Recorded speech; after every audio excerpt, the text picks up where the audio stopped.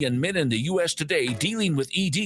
But did you know you don't have to pay hundreds for a prescription anymore? And you don't have to deal with the hassle of seeing the doctor or the embarrassment of going to the pharmacy for a certain pill. Now, with one free call, you can find out how Herbal Virility Max can help you feel like a man again. For over a decade, Herbal Virility Max has helped guys just like you put a smile back on their face with improved performance and drive. Call today and ask about our buy one, get one free offer. 800-690-8445. 800-690-8445. 800-690-8445. That's 800-690-8445. Looking for the perfect spot to watch the game and enjoy amazing food and drinks? Look no further than Fieldhouse American Sports Pub. Family owned and operated, Fieldhouse is passionate about creating a fun, welcoming atmosphere for everyone. Spice things up on Tuesdays with Taco Tuesday. Buy any order of our delicious tacos and get a refreshing margarita for just $6. On Wednesday, Fieldhouse features incredible drink specials. Enjoy $5 well drinks and ice cold pints all day long. Fieldhouse was voted the #1 sports bar in Sacramento. Tons of TVs, a mouth-watering menu, and daily specials. It's the perfect sports bar to catch all the action. Visit us today at 1833 Fulton Avenue. Fieldhouse American Sports Pub, where the food is fantastic, the drinks are flowing, and the good times never stop. Fieldhouse, bring it to the house.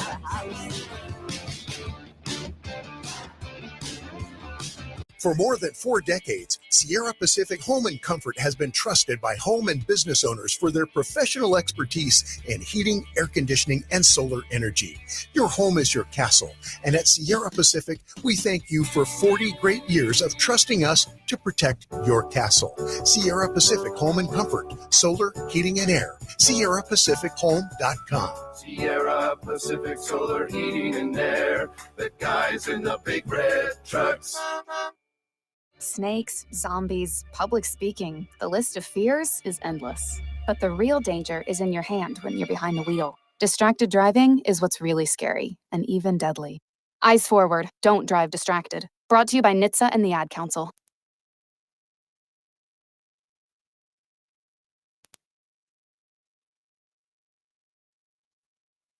Sacramento. His name?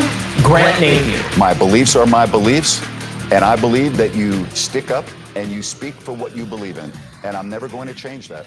Grant Napear is back. It's about time. Don't miss the Grant Napear Show weekdays 3 to 6 right here on Fox Sports Sacramento.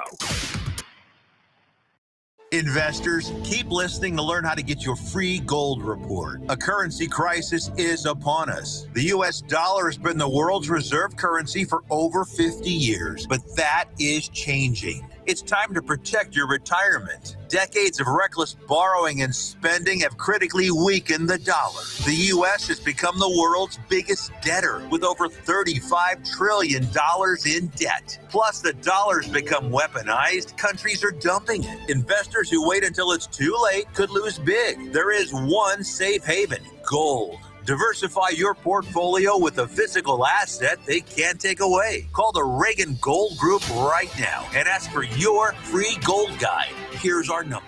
800-941-4184. 800-941-4184. 800-941-4184. That's 800-941-4184.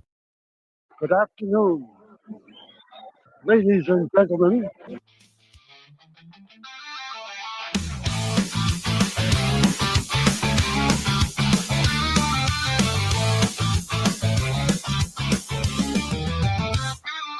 Grant's back, and here to win. It's the Grant Napear Show on Fox Sports Radio Sacramento. Now, Grant Napear. And good afternoon, everybody. So happy that you are here on Fox Sports Sacramento. We've got some football to talk about today. Sean Salisbury is going to join me coming up at 5 o'clock. And then Kenny Albert, the NFL on Fox, the lead hockey announcer for the Stanley Cup Finals, the TV voice, formerly the radio voice of the New York Rangers, NBA announcer. The guy does everything. He's the only announcer that does all four major sports. He's absolutely incredible. So I'm looking forward to having Kenny Albertani. Also has a book out as of last year. He's a great guy. Part of the Albert tree. His father is Marv. His uncles are Steve and Al, longtime sportscasters. So I am very much looking forward to having both of them on later today. All right, couple of notes before we get to last night's football.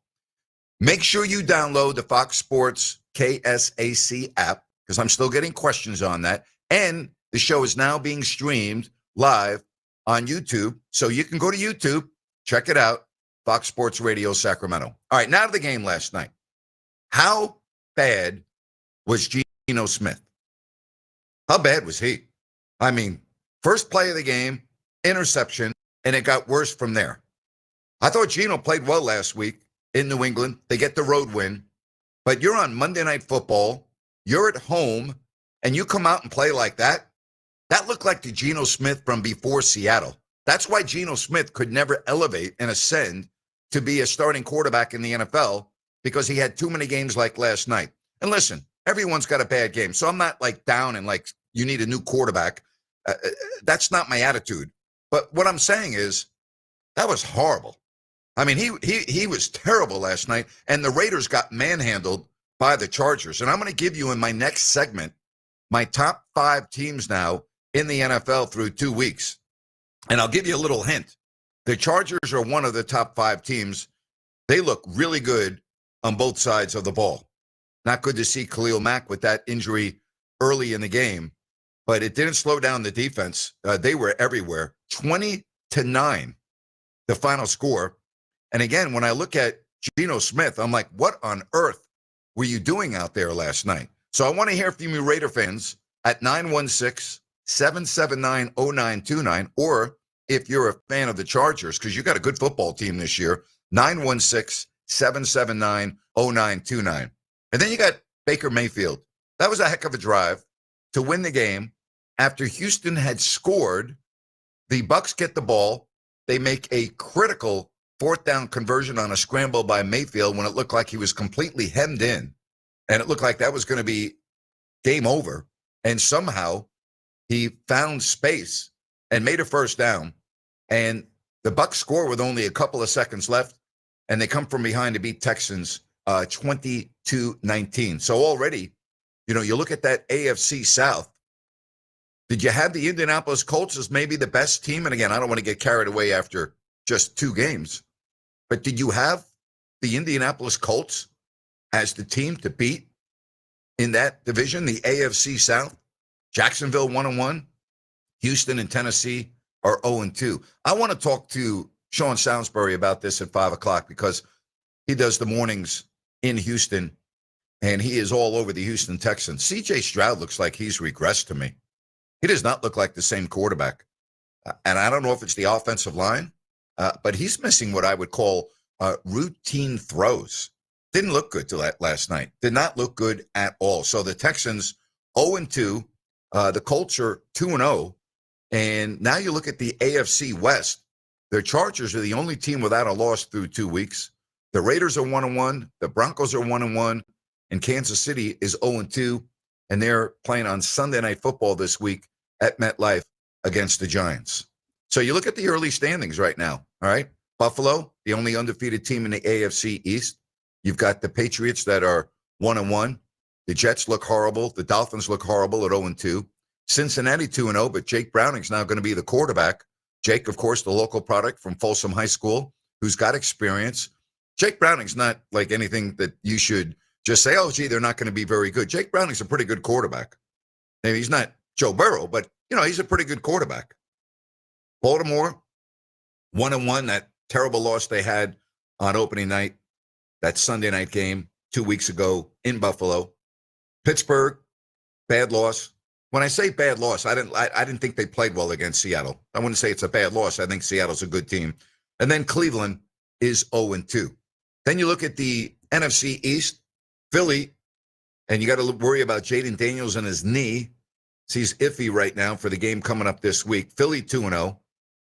Wins, again, on the road, what we saw on Sunday, beating Kansas City.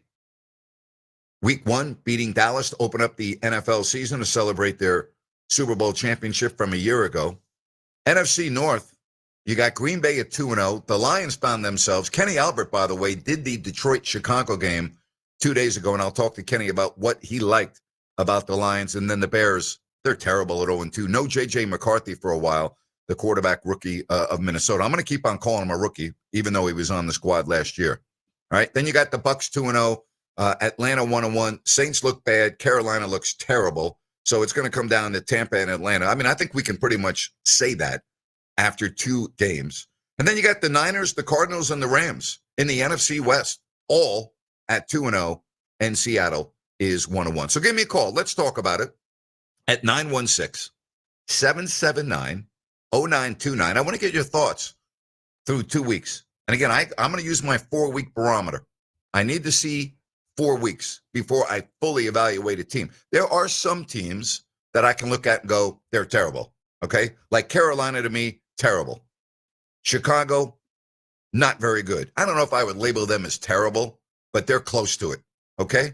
Teams that aren't going to be there. Tennessee's not going to be there. All right? I'm pretty confident in saying that. Chicago's not going to be in the mix. The Giants aren't going to be in the mix. Carolina, New Orleans aren't going to be in the mix. Like, there are certain things that you're comfortable in talking about and saying, okay, those teams aren't very good. And then you look at the schedule coming up this week, and already you got some very crucial games for some teams that are 0-2, like Kansas City. Kansas City has to win this game, and I think they will. Then you have Miami at Buffalo. Miami looks terrible, and I don't see Mike McDaniel lasting more than another game or 2. He looks lost to me. He really does. Green Bay's at Cleveland. Tennessee hosts the Colts. Cincy's at Minnesota. Backup quarterbacks will be on the field in that game. New England at home to take on Pittsburgh. Rams travel to Philly, rematch of last year's close playoff game. Then you have the Jets at the Bucks. The Raiders travel to take on the Commanders. Atlanta's at Carolina. Houston is in Jacksonville. Chargers host the Broncos. Seattle at home to take on the Saints. Dallas is at Chicago. Arizona at San Francisco. I told you about the Sunday matchup. And then one game, Detroit at Baltimore. I think that's the best game on the card. Detroit at Baltimore. That could be a dandy for a Monday night. Thank goodness there's only one game. All right, let's get to a phone call or 2, and we say hello to Ron in Sacramento. Ron, welcome to the show. Ron, are you there? Welcome back. Thank you, buddy. Yeah, I'm here. Go ahead. Can you hear me? Yep, go ahead. Okay, great. Yeah, I just wanted to welcome you back. I've been listening to you for over 30 years. It's so refreshing to hear your voice back on the airwaves in Sacramento, man. Well, thank you. I appreciate your support. Thank you very much. Absolutely. I had a couple things. I want to touch on, ask a couple things of your opinion about the NFL, and then 2 NBA things about the Kings. NFL, what's your opinion on the tush push? I personally do have an issue with the offsides, or false starts. Watched a lot of slow-mo video. Seems to be a common theme. What's your opinion on the tush push and the calls that aren't made when the offense is jumping off sides, so to speak? You know, Ryan talked about that yesterday, and it's very true. I don't like the tush push for this reason. If I want to watch rugby, I'll watch rugby. The NFL is not supposed to be rugby. The tush push to me is nothing more than rugby, and I don't like it. That's not the way football is supposed to be played. So I'm not a fan of it. And you're exactly right about, players moving before the snap of the ball. Right. No, good. Spot on, man. I like the rugby comparison. Also, what impact? I'm a Dallas Cowboy fan, and I don't think we'll do much until we're memorializing Jerry Jones. I don't mean not to be mean. It's, it is what it is. Jerry Jones is an issue for his own team. But what do you think? How do you think it'll help us when we get Overshown back and the addition of Jadeveon Clowney? I mean, they're no Micah Parsons, but I do like Overshown when he's not hurt. And Jadeveon Clowney, his history speaks for itself. So hopefully we get something left in the bag. Why is Clowney available at this point in the season? That's number one. Number 2, I agree with you about Jerry Jones. Jerry Jones, to me, is the new Al Davis of the NFL, where Al, over his last period of years running the franchise, ran it into the ground and made terrible decisions. I'm sorry. I know there's a salary cap in the NFL, and I get that. You do everything in your power to keep Micah Parsons. You don't become a better football team when you lose arguably the best defensive player in football. I'm not sold on the Cowboys. I thought you saw their deficiencies on defense against the Giants. I mean, the Giants didn't even score a touchdown against Washington, and they moved the ball up and down the field at will. And really, if you're going to be objective, and I'm not saying this because I'm a Giants fan, the Giants blew that game. The Giants should have won that game. They outplayed Dallas, and the Dallas defense looked terrible. So they shouldn't have a problem this week going on the road to take on Chicago. But I don't see that team defensively, even with Clowney, being good enough to even be a wild card this year. I just don't see it. Yeah, no, I can't say that I disagree with you. I'm going to hold on to hope as a fan, but Sure. I think you're pretty spot on with a lot of your opinions about it. Last thing about the NBA, what do you think of the Kings' current roster makeup? Do you anticipate, or at least do you have any opinions on any other additions we may make before the season starts? And well, you know me, I always have an opinion. You said you've been listening to me for 30 years, so I always have an opinion. I don't have a crystal ball, so I don't know if they're going to be making any moves before the beginning of training camp. But what I would say is those that cover the NBA, there's nobody that I have talked to, read, or heard that feel like the Kings are going to be a playoff team this coming year. Okay? They're going to have to rely on, first of all, Jerry Reynolds said this. I don't know if you're aware of this, but I also do a podcast and do 82 post-game shows with Ryan and Sacktown on my YouTube channel if you don't like that. So if you're not aware of that, you can follow us during the season because we have a lot of Kings content, not only here on the radio, but on our podcast over on YouTube. But as far as the Kings go, what are they, Ron?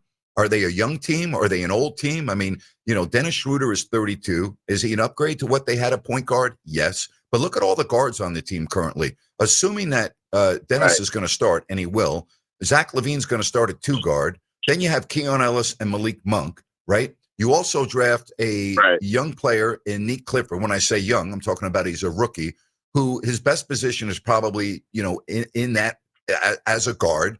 You also have Devin Carter. You have a player that looks like he could be good, but how's he going to step onto the floor? You have so many guards. Then what about, down low? What about age? To me, I always look at this as a jigsaw puzzle. I look at teams as jigsaw puzzles. Individually, if I look at the Kings roster on a piece of paper, Ron, I'm like, wow, they got a lot of talent. Wow, they're pretty good. Right. But then when I try to put it all together, they don't look good. It doesn't fit to me. The pieces don't fit to me. Sounds kind of like the Dallas Cowboys, huh? Well, yeah. You know what? That's a great analogy. It does look like the Dallas Cowboys. Right. But, in terms of the NBA, where's the cohesion on the Kings team? And what is this year about? Right. What are they trying to – what is going to be their identity, Ron? Because it's certainly not defense. Right. DeMar DeRozan, not a good defensive player. Zach LaVine, not a good defensive player. Sabonis so-so. Keegan Murray, very good defensive player. Dennis is not bad, but he's not like Gary Payton, all right? I mean, Keon Ellis, we know, is a very good defensive player, but where's he going to get his minutes? I don't see how this all comes together this year. I just don't. And I'm going to talk a lot more about this in the second hour on a recent 3-year window by a couple of writers on ESPN.com that I found very interesting. It was a projection over a 3-year period of time. And I want to talk about that because I found it to be very interesting. And the Kings were very near the bottom, nowhere near a playoff team. No, I look forward to that. But last thing, Grant, can we look forward to seeing you at some games? I don't know if you plan on attending games or if you attend all the time or. I have not been to Golden One Center in 5 years, and until I get some apologies from a couple of individuals, I will not be walking into the Golden One Center. That's number one. Number two, I am doing a post-game show over on my YouTube channel after every game, so I've got to have access to my equipment and be ready to go right after the game. But right now, I have no plans to attend, and I say that in all due respect to the fans, because I love the fans, and that's why I'm back on the radio right now. I said this, Ron. Well, this is not my show. This is our show. This is not about me. It's about us. I love the fans of this community. That's why I came back on radio, but I'm not ready to go to a game. No, likewise. I appreciate it and share the love back, Grant, and I totally understand where you're coming from. and we're glad to have you back, man. In my eyes, you're a radio legend in Sacramento. And not to knock other shows, but you are by far the best, and I'm so glad you're back. So I can finally turn the radio back on and hear you, man. So Well, do me a favor. Tell all your friends that I'm back. I appreciate your support, and call again. All right. Absolutely, my friend. Have a good one, Grant. You too, Ron. Good stuff right there to open up the show. Hey, do you need a maintenance check or an emergency repair on a heating or cooling unit? DAS Mechanical will take care of all of your heating, cooling, ventilation, and energy needs. They'll also provide you with a full consultation. They'll explain all of your available options so that you can choose the system that's right for your home or business. Take advantage of the rebates up to $6,000 in rebates and federal tax credits on qualifying equipment. And that $2,000 federal tax credit, take advantage of it before it's set to go away at the end of the year. And remember, DAS Mechanical will provide a thorough exam so that you know whether that unit needs to be replaced or not. If you're like me, you don't know anything about heating and air conditioning. They're going to provide you with everything you know so that you make the best decision along with DAS Mechanical. And here's what I love after talking to their owner, Nick, and learning about their business, which he started in 2018. I'm really about, like, what do you go? Awards, reviews. Go to their website, dasmechanical.org. Look at all of their 5-star reviews, and then look at their numerous best of the best awards. That tells me all I need to know about DAS Mechanical. And also remember, special financing is available, including 0% interest for 18 months. That's dasmechanical.org. When we come back, more of your phone calls at 916-779-0929 right here on Fox Sports Sacramento. Downtown Ford of Sacramento has been in business since 1911. And as the oldest Ford dealership in California, we've provided cars and trucks for generations of Sacramento families. And you may not know it, but Downtown Ford provides the emergency vehicles for just about every law enforcement agency in the Sacramento region. Providing vehicles for emergency responders is a tradition of service we're truly proud of. And today, Downtown Ford has expanded to include their Howe Avenue location. So, with 2 Ford stores and literally acres of new and certified pre-owned vehicles in stock, we definitely have the Ford that you've been dreaming of. And if you're not quite ready to get into the brand new Ford of your dreams, we probably have a certified pre-owned version of the same vehicle for substantially less. If the open road is calling you, get to Downtown Ford Sacramento. DowntownFordSacramento.com. Tired of the same old routine? Need a place where the beer flows and the good times roll? Then head to Fieldhouse American Sports Pub, 1833 Fulton Avenue. Family owned and operated, so you know you'll feel right at home. Catch all your favorite games on 18 big screens while enjoying amazing food. And with 28 beers on tap, you're sure to find something you love. And don't miss everyday happy hour from 3 to 7 and again from 10 till close. Looking for more than just the game? Trivia Tuesday starts at 7 p.m. And there's Mario Kart and bingo nights for even more fun, too. There's always a blast happening at Fieldhouse. Whether you're looking for a place to watch the game, grab a bite with the family, or just unwind,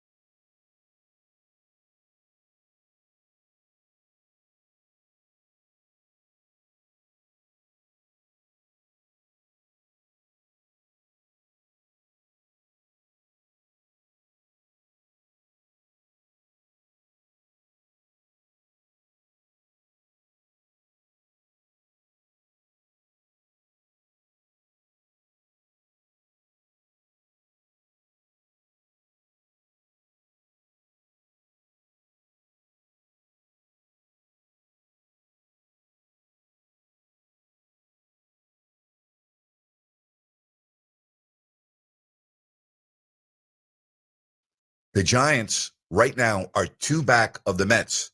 And we all know, all right, you're running out of time. There are 12 games left. 12 games left. And when you look at the Giants and you look at their schedule, they're in Arizona, and the Diamondbacks are in the same position as the Giants, where these games are absolutely huge.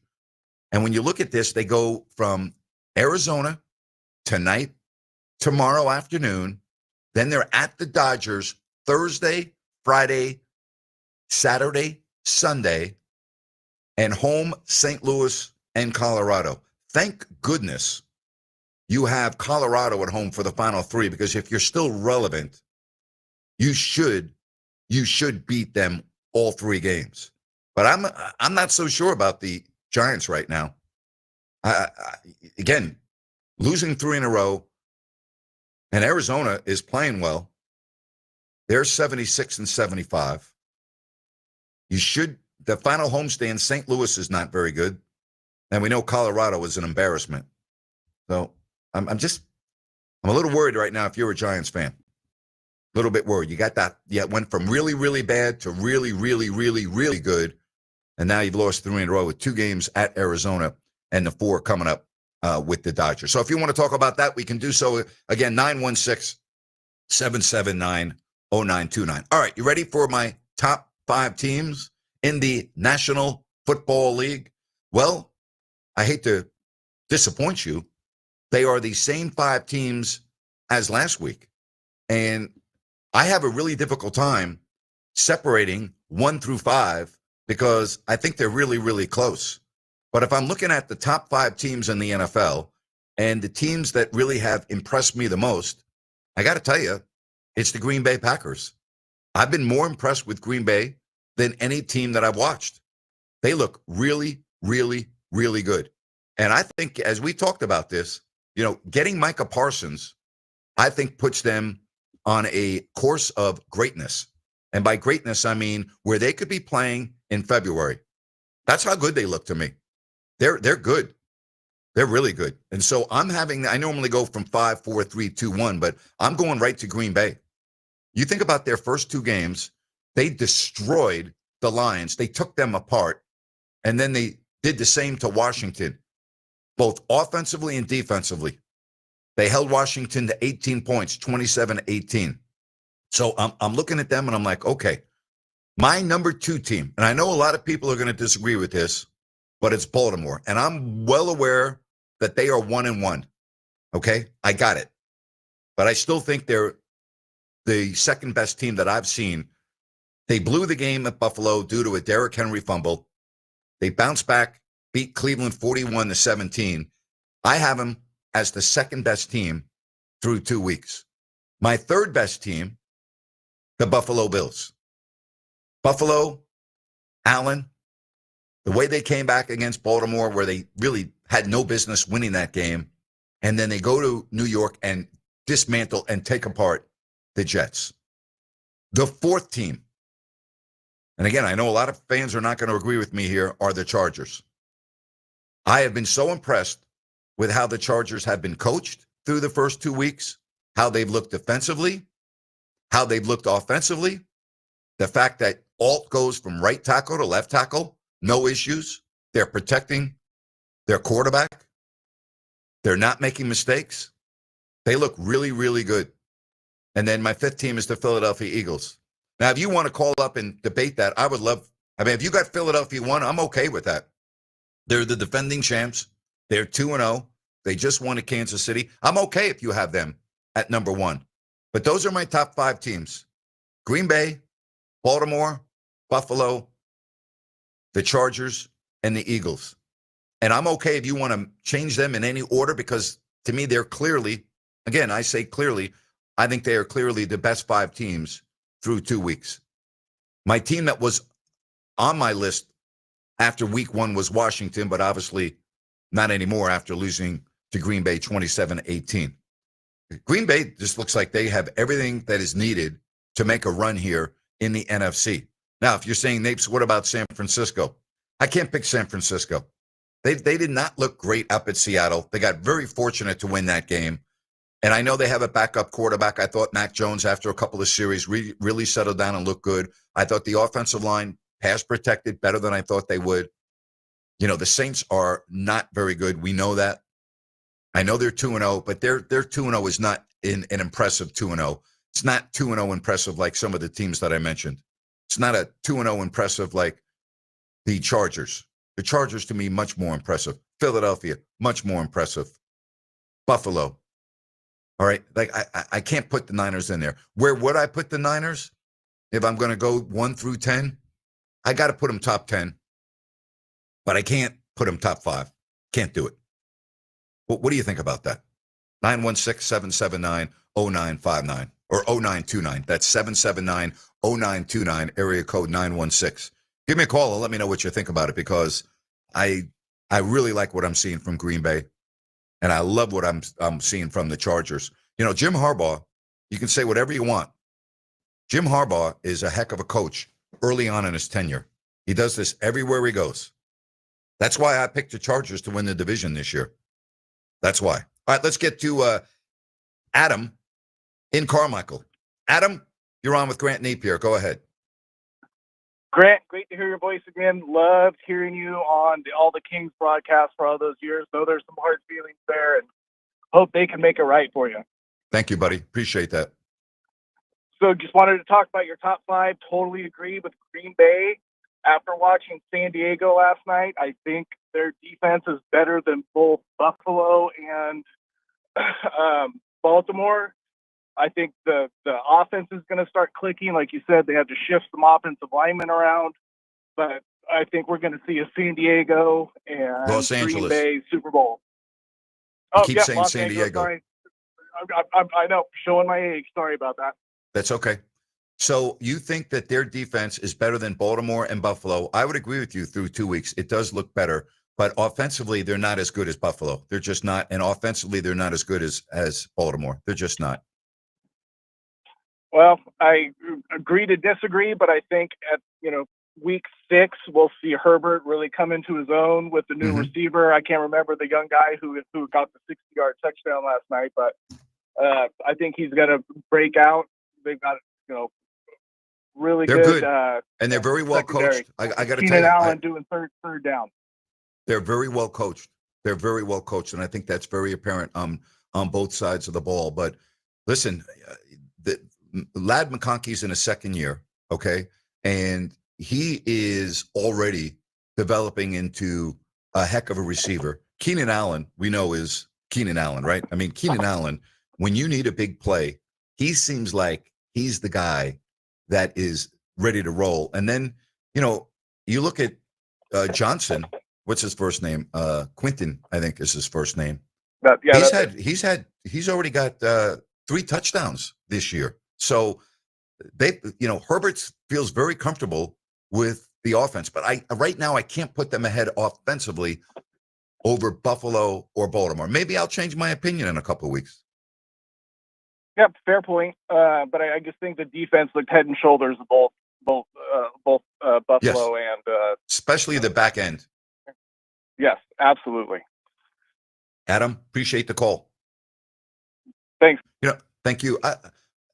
The one thing about Buffalo and Baltimore, and I think that was on full display on the first Sunday night game, their back end did not look good, right?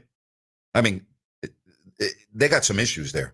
And I'm looking at the Chargers going down to Brazil and how they played against Kansas City and what they did last night. Their back end is tremendous. I was like, wow, very impressive.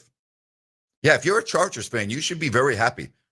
If they stay relatively healthy, I think they're going to win the division. I told you, I think Denver's overrated. I don't think they're bad, but I think they're overrated. I don't think the Raiders are ready yet to take away that baton from either Kansas City. Well, Kansas City is the only team that's got the baton. They won the division 9 years in a row, for crying out loud. But I like what I see from the Chargers. I like it a lot. I also like what I see at Village Financial Group, because I have known their broker owner, Spencer Grimmenstein, for 25 years. That's when he began his family-owned business. And whether you are looking for a home equity line of credit or buying or selling a home, Spencer is a very creative financing specialist and he has access to private money. Go on to their website at bfgloans.com, and you can find over 9,000 properties available for purchase. Call Spencer at 916-805-4868. Be sure and call for the investor special. It makes sense to call Spence at 916-805-4868. Village Financial Group, looking out for your best interest. More of your phone calls when we come back. 916-779-0929 on Fox Sports Sacramento. Fox Sports traffic. We're starting to see some volume build throughout the Sacramento area. You are dealing with a disabled vehicle on the Highway 99 northbound right at the I-80 interchange. Left lane is blocked off.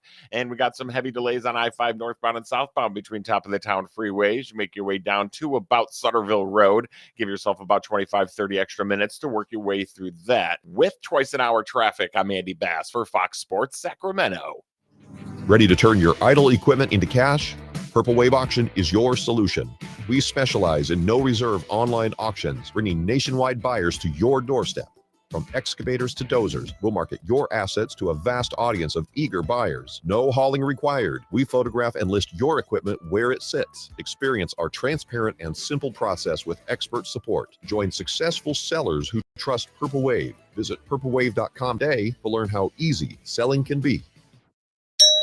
Hey, come on in. Guys. Hi, Jack. In our subdivision? Yeah, I saw your Suburban out front, so I thought I'd see how your kitchen and bath remodel was going. We're delayed. Oh, watch your step. Waiting on subs. Contractors? Yeah. Oh, so you didn't go with Kitchen Mart? No, why? Nothing. That's just why we went with Kitchen Mart. They don't use subs. No subs? No subs? Yeah, with the exception of something very specialized, Kitchen Mart does everything in-house so they can finish on time and on budget. So your cabinets, countertops, plumbing, drywall, electric, and your contractor pulled permits, right? That's the law. Was he supposed to? Well, you mean supposed to? What'd I say? Sub. Sub? Sub. Remodeling your kitchen or bath? 20,000 ecstatic customers agree. No subs means Kitchen Mart's in-house designers, craftsmen, and installers do it right and finish on time and on budget.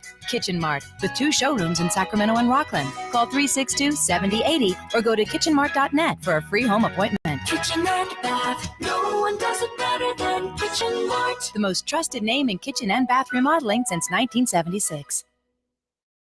How bad does Cameron Cade want it? Sports fans, finally a horror film with a football twist. Check out Him, the IMAX experience, playing this week at the Esquire IMAX Theater in downtown Sacramento. In this game, violence is rewarded. So learn to enjoy it. Greatness demands sacrifice. The next great quarterback descends into a world of terror and trains into something darker. The best theater to experience Him is on the Esquire IMAX Theater 6-story screen. Grab your reserved seats today at IMAX.com/Sacramento. Hi, it's Margot from Bennett's Restaurants. At Bennett's, it's all about bold flavors and fresh handcrafted food. Served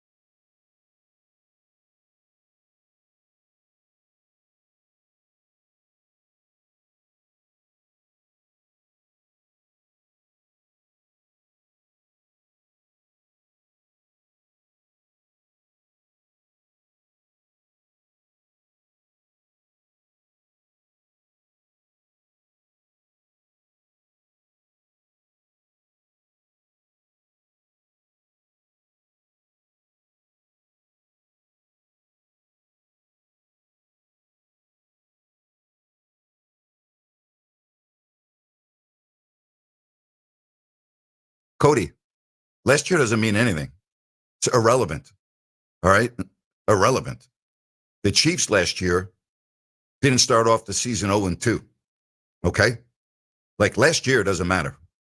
And if you're a Broncos fan, you have to admit that their first 2 games have been less than flattering. They have been disappointing. That opening game against Tennessee was ugly. That's a bad football team.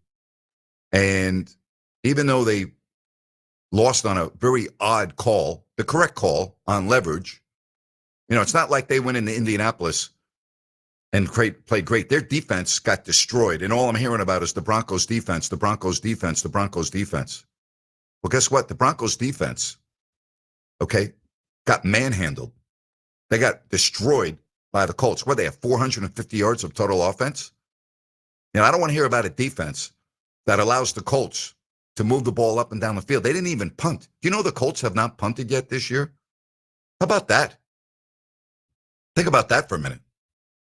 That's unbelievable, isn't it? That's never happened before. First two games, no punts. So your defense couldn't even get off. You couldn't get off the field. You couldn't even force a punt. So maybe you do beat the Chargers again, not once but twice. But right now, there's nobody that would say that Denver, and we're going to find out a lot this week, Cody, because as you well know, the Chargers and the Broncos, and then they play later in the year. I think it's the last game of the year, if memory serves me correct. I think it's the last game of the year. That could be a big game. That could be a really big game. But right now, Denver's defense it doesn't even compare to what I've seen in the first two games from the Chargers defense. It just doesn't. I mean, the Chargers defense, they're disciplined. They're not out of position. They tackle well. Their back end is tremendous. I mean, like, unbelievable. Raider receivers were having trouble getting separation. Most of the stuff were dink and dunks underneath. I'm very impressed with what I've seen from the Chargers. Better than I thought, even though I picked them to win the division. Better than I thought. I mean, there's a lot to like if you're a fan of the Chargers. I don't know if you're going to go to the games or not. Are we going to see all Denver fans at the home game for the Chargers coming up? Probably. But, I'm looking at the defense. I mean, Derwin James looked like there were four of them on the field last night. Seriously. They looked like there were four Derwin James. He was like all over the field. I mean, he was on the line of scrimmage being double teamed. He was on the back end. I mean, the guy's a strong safety, for crying out loud. Do you see the one time he's up on the line of scrimmage and two offensive linemen are trying to block him? I mean, you don't see that every day in the NFL. Now, we'll wait on the official word on Khalil Mack. That was a gruesome-looking injury last night. That was a bad-looking injury last night. But I'm looking forward to that Chargers-Broncos game. And I think that's going to be an early test for Sean Payton and the Broncos. Very interesting game. Very interesting. And then I'm looking at the Chargers. They go to the Giants. They'll probably be 0-3. I'm looking at the Chargers. They're at Miami. Shouldn't be a problem. I'm looking at their home game, Minnesota, at Tennessee. I mean, they got a relatively easy schedule outside of their division. So, again, I don't want to get carried away after 2 weeks. You got to wait 4 weeks. But right now, to me, the Chargers look like the team to beat in that division. What do you think? 916-779-0929. That's 916-779-0929. So my top 5 teams, Green Bay, Baltimore, Buffalo, the Chargers, the Eagles. Those are my top teams right now through 2 weeks of the NFL season. It's awesome. So awesome that we're able to talk football here. And coming up at 5 o'clock, we're going to have more football talk. Sean Salisbury is coming on right after my rant at 5 o'clock. And then Kenny Albert, the NFL on Fox. He did the Lions and the Bears game. We'll talk to Kenny about that and his broadcasting career. That's all coming up in the 5 o'clock hour. Right now, though, we get to your phone calls and we say hello to Chris. Chris, welcome to the program. Hey, Grant, what's going on, buddy? How are you? Good. How are you doing? Oh, man, I got to tell you, I got a couple of questions for you, but I'm really, really excited. My Chargers are looking fabulous. 2 quick questions for you. I've just noticed that Justin Herbert is playing a lot different this year. He just looks like he's playing with some swag and some confidence. There's just this calmness about him. It's almost like sitting on Santa's lap. Like everything's going to be okay. You're going to get what you need this year. Do you see something different in him? Yeah, I think he just looks more comfortable.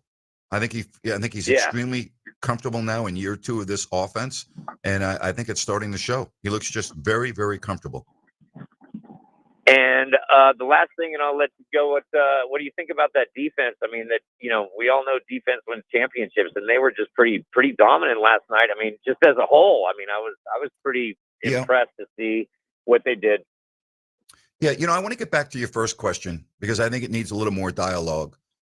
When you bring in a new coaching staff, is sometimes, particularly offensively, it really takes a while. And I'll talk to Sean Salisbury about this because he played the position both in college and the NFL.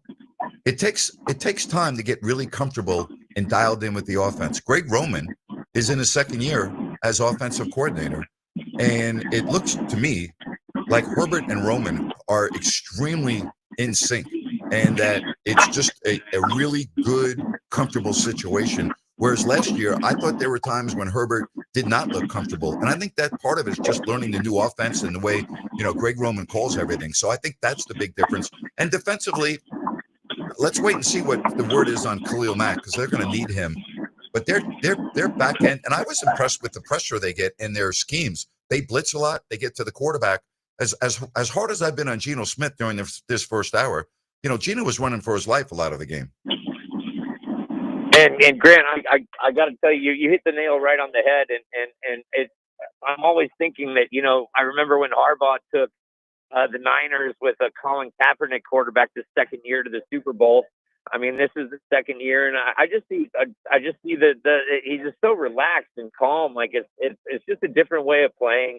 I really think they've all bought in. But yeah, I mean, I understand the Khalil Mack injury is huge, but I also heard people say that the Slater loss was going to be the biggest thing in the world and we weren't going to win any games. I mean, it's the next man up, but I'm just really impressed. I'm really excited. And I also want to thank you, Grant, because, as we've gotten older, you haven't hung up on me yet. And I really appreciate your patience. Well, you haven't said anything stupid yet. I promise you, I will hang up on you, but you have not said anything stupid here in the first 3 weeks of me doing the show. So I can't hang up on you. Well, and we're talking about Herbert. I mean, you would hang up on me every day when we were talking about Rivers. So that may be the difference. Oh, there you go. Hey, Chris, I appreciate you. Thanks, man. You have a good rest of the day. You too, brother. You too. All right. I hung up on him. Yeah. Napes, I got to say, Chris almost got hammered for the phone line. It was getting too loud. So he was walking the edge. He was walking the edge, wasn't he? But yeah. I didn't hang up on him. But you did not. I was thinking about it, Rhino. I was thinking about it. Really quick with the Chargers, Brandon Staley did not give that group, in my opinion, much to believe in other than we're going to roll the dice. Mm-hmm. And you know what Jim Harbaugh brings? And Herbert is he has a different toughness about him. You've seen him play through some really bad injuries. And I think Chris is right. There's a belief in that group now. Well, I also, again, we have to talk about a completely new coaching staff. And last year was about Harbaugh's system and implementing it and everyone getting on the same page. And sometimes that takes time. It doesn't happen overnight. But I got to tell you something, Rhino. Right now, I'm looking at the Chargers, both offensively and defensively. They look like a team that's playing in December that's been together already for 14 games or so. This is only week 2. And look at how much they're in sync. That's very impressive. It is super impressive. And that's the Jim Harbaugh effect. And to a degree with Herbert, too, you got to think he feels wanted because you remember all the talk about J.J. McCarthy and the Chargers maybe drafting him and moving on from Herbert. It didn't materialize, and it was the best thing for the group. Well, right now it's early. We're still talking September. But through 2 weeks, they look like the team that's going to be the most formidable. I'm not ready to give up on the Chiefs just yet, but they have not looked particularly well in their first 2 games, and they're making mistakes that they don't ordinarily mistake, Rhino. Now, if they were to lose to the Giants, I know you and I disagree on this. I think you can write them off. I think they're done. They're not going to bounce back from that. Yeah, Patrick Mahomes looks human for once, Grant. Yeah, and Travis Kelce dropping a big ball. I mean, how huge was that drop? Right? Massive. That would have changed the entire momentum. I mean, think about the end of the game, too. Mahomes misses a wide open touchdown right before the 2-minute break. The loser of the game on Sunday is going to be done. And if the Giants lose and lose badly, Brian Daboll, I could see getting fired already. I really mean that. I could see it. John Mara is not going to put up with this much longer. The Giants blew the game on Sunday against Dallas. if they look undisciplined with all of the penalties that we saw for 160 yards against Dallas, if that happens on the Sunday night game, I could see them making a coaching change already. I really could. And look at the Thursday night game. You've got the Dolphins playing. Are we sitting here this time next week with 2 openings? I think Mike McDaniel's over his head as a head coach. And I just, to me, has looked that way. And I know we have to be careful not to stereotype, or like people are always talking about coaches that aren't animated on the sideline. We always hear, oh, the coach needs to have more fire. Well, Tom Landry didn't. He was very stoic on the sideline. Sure. Bill Belichick was very stoic on the sideline. I mean, we read too much into that. But Mike McDaniel's press conferences are so bizarre. And I just don't see how that translates into the locker room. Again, I'm not in the locker room, but, I spend time in South Florida. And so I hear Dolphins talk all the time. There are a lot of Dolphin fans that want to move on from Mike McDaniel. Yeah, Grant, I almost called Nando to get this translated. To win games, you have to win the game, not lose the game, honestly. And that is how you lose the game. You're moving the ball down the field. You're 1st and 10. And then you find yourself at 2nd and 20. That was critical. I understand what he means there, and I know he's getting killed for that, but I understand what he means. I said the same thing after watching Tennessee lose to Georgia. They played not to lose rather than to win. See, to me, if I'm a Dolphins right now, I know you can't think of this as a head. Brian, you can't think like this if you're a head coach. But they're not going to be very good. Listen, when you have a chance to win, go win. Don't kick field goals. Go for it on 4th down. You need to win the game, and you need to keep your offense on the field if you're Miami as much as possible. I don't know if they're going to win 6 or 7 games this year, Rhino. I don't see it. I don't see it. I'm with you there. I guess I asked this question, is Mike McDaniel's in some way handcuffed because of what's happened with Tua? Is he uncomfortable calling certain plays? Are they trying to get the ball out of his hands quickly? I don't think so. I don't think that the coach's game plan revolves around Tua and his concussion history. I may be wrong. You had a lot of distractions last year with Tyreek Hill. Yep. And Tyreek Hill is always a distraction, and it's such a shame because he's so darn talented. But now he's got, the off the field, the domestic violence accusations, the comments that he made last year after the final game, basically saying I'm out of here and blah, blah, blah. And he lost a lot of respect in the locker room, and he's not the captain anymore, or not a captain anymore. There's just a lot of things that don't look like you're going to win games in Miami this year. I don't see it. They lost the game on Sunday. They quite frankly should have won. They should have beat New England, and they didn't. And now they're 0-2. Short turnaround Thursday night. Not only a short turnaround, but look at their opponent. Right? Brutal. Yes. Yes. It's not just a short turnaround. You are playing a team that offensively looks like a absolute machine with a quarterback that is on fire. That would be Josh Allen and the Buffalo Bills. Yes. Thursday night. So good luck to the Miami Dolphins. The only good news is that this game is in September for Miami and Great not point. December. That's the only good news. Great point. All right. Thank you, buddy. Hey, don't forget, coming up, we are going to talk to Sean Salisbury right after my rant at 5:00. And then we are going to have Kenny Albert. He's going to be coming on after Sean. So a lot of football talk in the 5:00 hour. Next hour, I'm going to talk some Kings basketball, and I'm going to bring Rhino in for some conversation. And then I want to get your take on a story that just came out about a 3-year forecast on the Sacramento Kings. I want to go over that. I want you to tell me whether you agree or disagree. And we'll have some fun talking some Kings basketball, because you know what? Training camp opens up very soon. That's coming up next, right here on the Tuesday edition of the Grant Napear Show on Fox Sports Sacramento.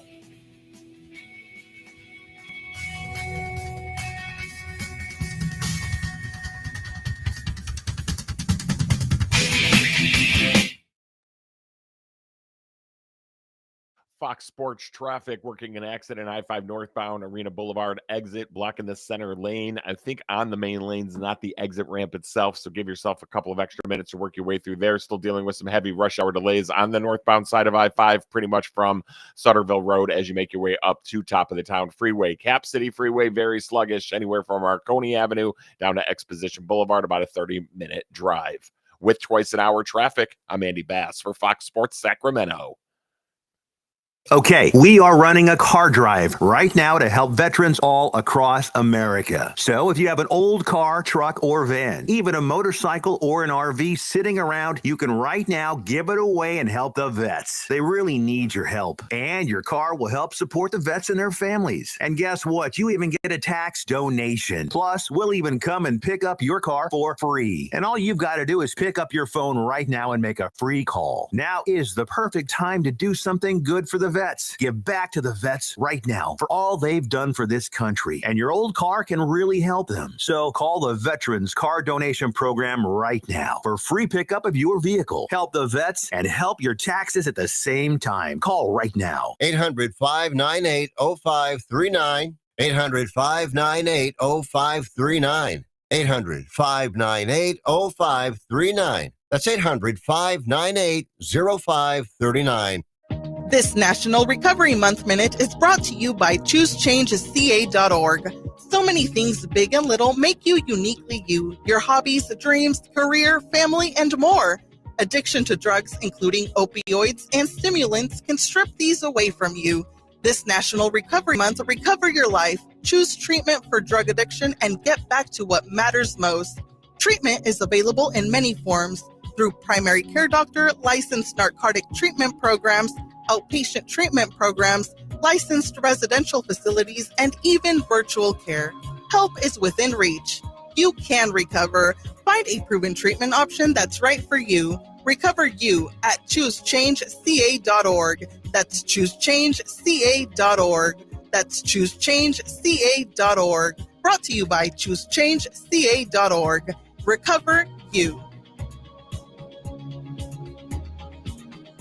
For more than 4 decades, Sierra Pacific Home and Comfort has been trusted by home and business owners for their professional expertise in heating, air conditioning, and solar energy. Your home is your castle, and at Sierra Pacific, we thank you for 40 great years of trusting us to protect your castle. Sierra Pacific Home and Comfort, solar, heating, and air. SierraPacificHome.com. Sierra Pacific Solar Heating and Air. The guys in the big red trucks. What is dedication? My daughter started making necklaces. She makes what we call affirmation fashion. I tell her every day that your black is beautiful. Your black is beautiful. And if there's anything better than being beautiful, it's being smart. If there's anything better than being smart, it's being kind. And reaffirming that every day is our method of making sure her chin never drops. My dad wasn't around. And I remember riding a bike and falling off and cutting myself, and me never just wanting to get back on it. People ask, how your children learn how to ride a bike, and you didn't. I didn't teach them. I just did an environment where they taught themselves, and all I had to do was be there. That's dedication. Visit fatherhood.gov to hear more. Brought to you by the U.S. Department of Health and Human Services and the Ad Council. Grant's back. Join the conversation every weekday afternoon beginning at 3 p.m. KSAC 890 AM Olivehurst, K284CM 104.7 FM Sacramento. Good afternoon, ladies and gentlemen.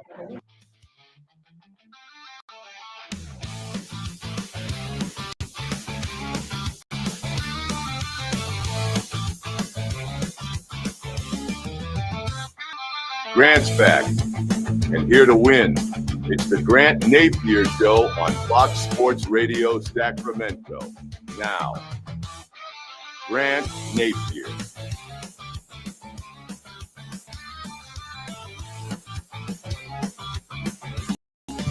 So good to be with you right here on Fox Sports Sacramento. Hope you're having a good day. Let's talk some basketball here in this segment. And let's talk about the Sacramento Kings, because there was a very interesting story Bobby Marks, former front office executive, was the one that wrote about the Sacramento Kings. These are 3-year windows. All right. So it's a 3-year outlook for all 30 teams. Marks from ESPN. And the number one team, Oklahoma City. They rated 5 categories: players, the money situation, draft, the market, and the management. So, for instance, Oklahoma City was number 1 out of 30 over a 3-year window. And they said the question wasn't whether the Thunder would top the rankings, but rather how they would rate historically based on a championship-winning young core, no starter over age 27, a top-rated collection of incoming extra draft picks. Oklahoma City has the highest FPR for any team since the Kevin Durant-era Golden State Warriors. And agreeing to a Supermax extension with reigning MVP Shai Gilgeous-Alexander and rookie extensions for Chet Holmgren and Jalen Williams, the Thunder will be hard-pressed to retain all their role players. Nobody is better positioned to replace them. So players, number 1, money 28, draft 1, market 29th, management 1. So that gives you an idea. All right, now let's go to Bobby Marks' summary of the Sacramento Kings.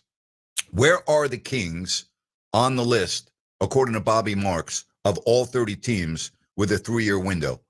They are 25th. Last year, they were 18th. Let me read what Bobby Marks wrote, okay?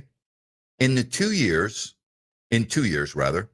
Sacramento went from having the coach of the year, Mike Brown, executive of the year, Monte McNair, winning 48 games and earning the 3rd seed in the playoffs, to losing in consecutive play-in tournaments.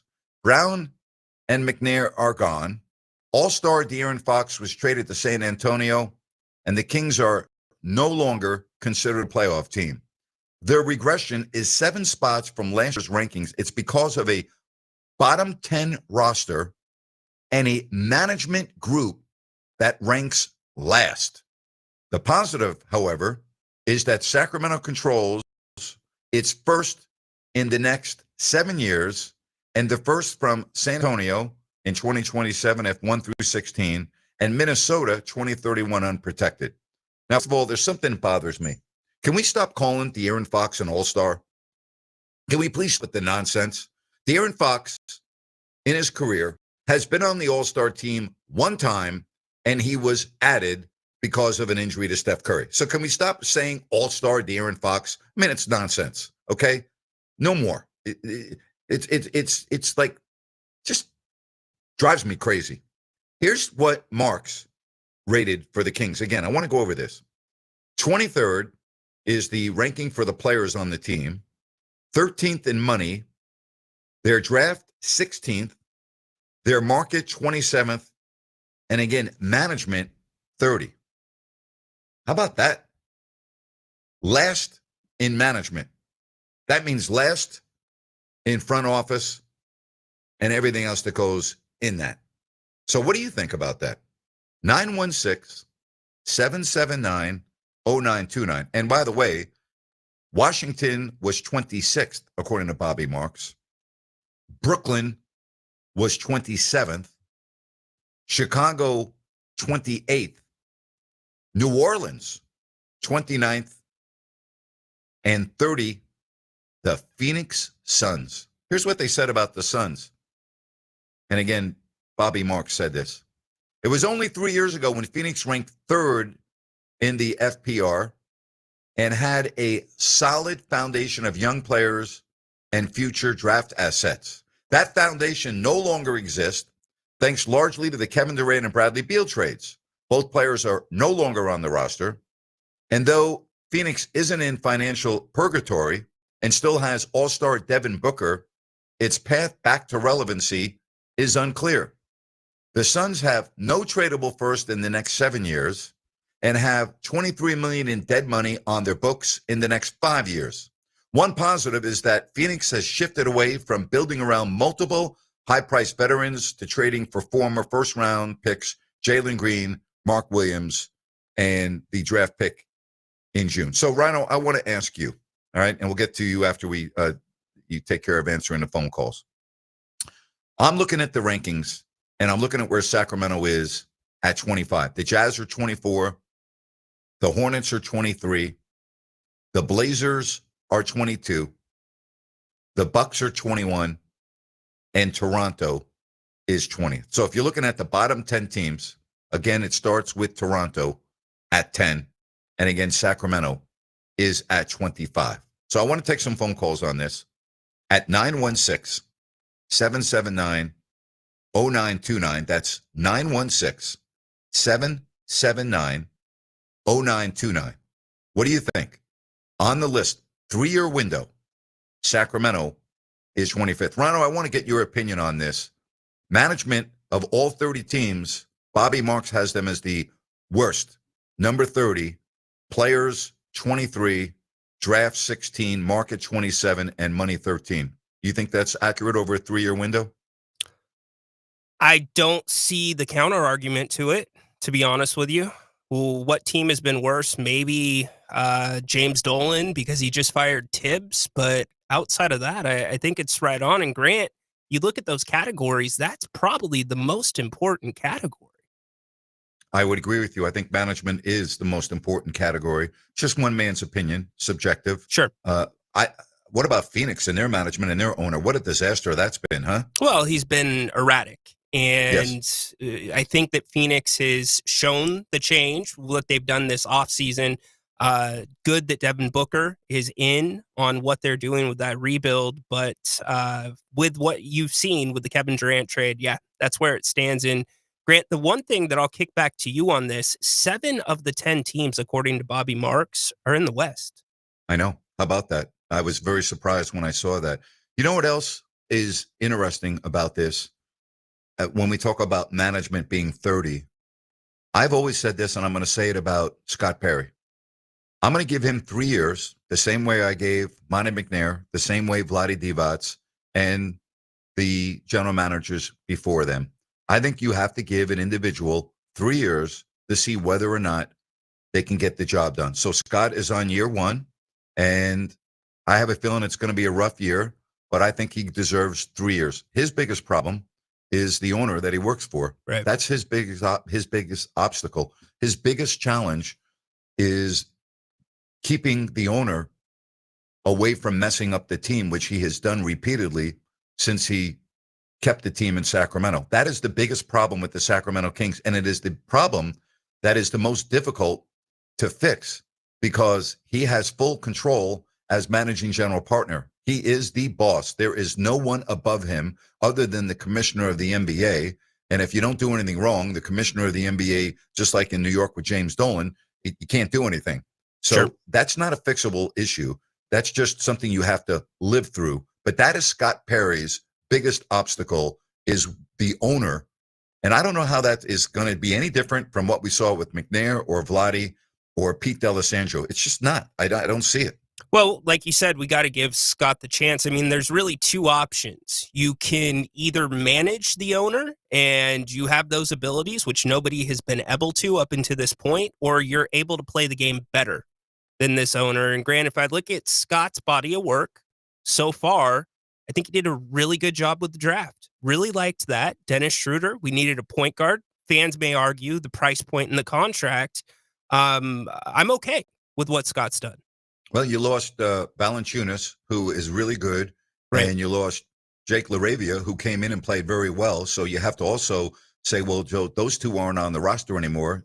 Does that make you better? We're going to find out. That means that the rookies in Nick Clifford and Max Reynaud are going to be the 2 guys that you're hoping can replace those 2 players that are no longer with the team. It's an excellent point. And Jake LaRavia is specifically the one. I know a lot of fans point to Valanciunas, but Jake LaRavia kind of opened, if you have him on the roster, a little bit more of that Pandora's box for Doug Christie defensively, where maybe there is a better pathway for Devin Carter to get on the floor, and you could see possibly an identity with this team. And for losing him over what you did and having to go to LA, that's tough.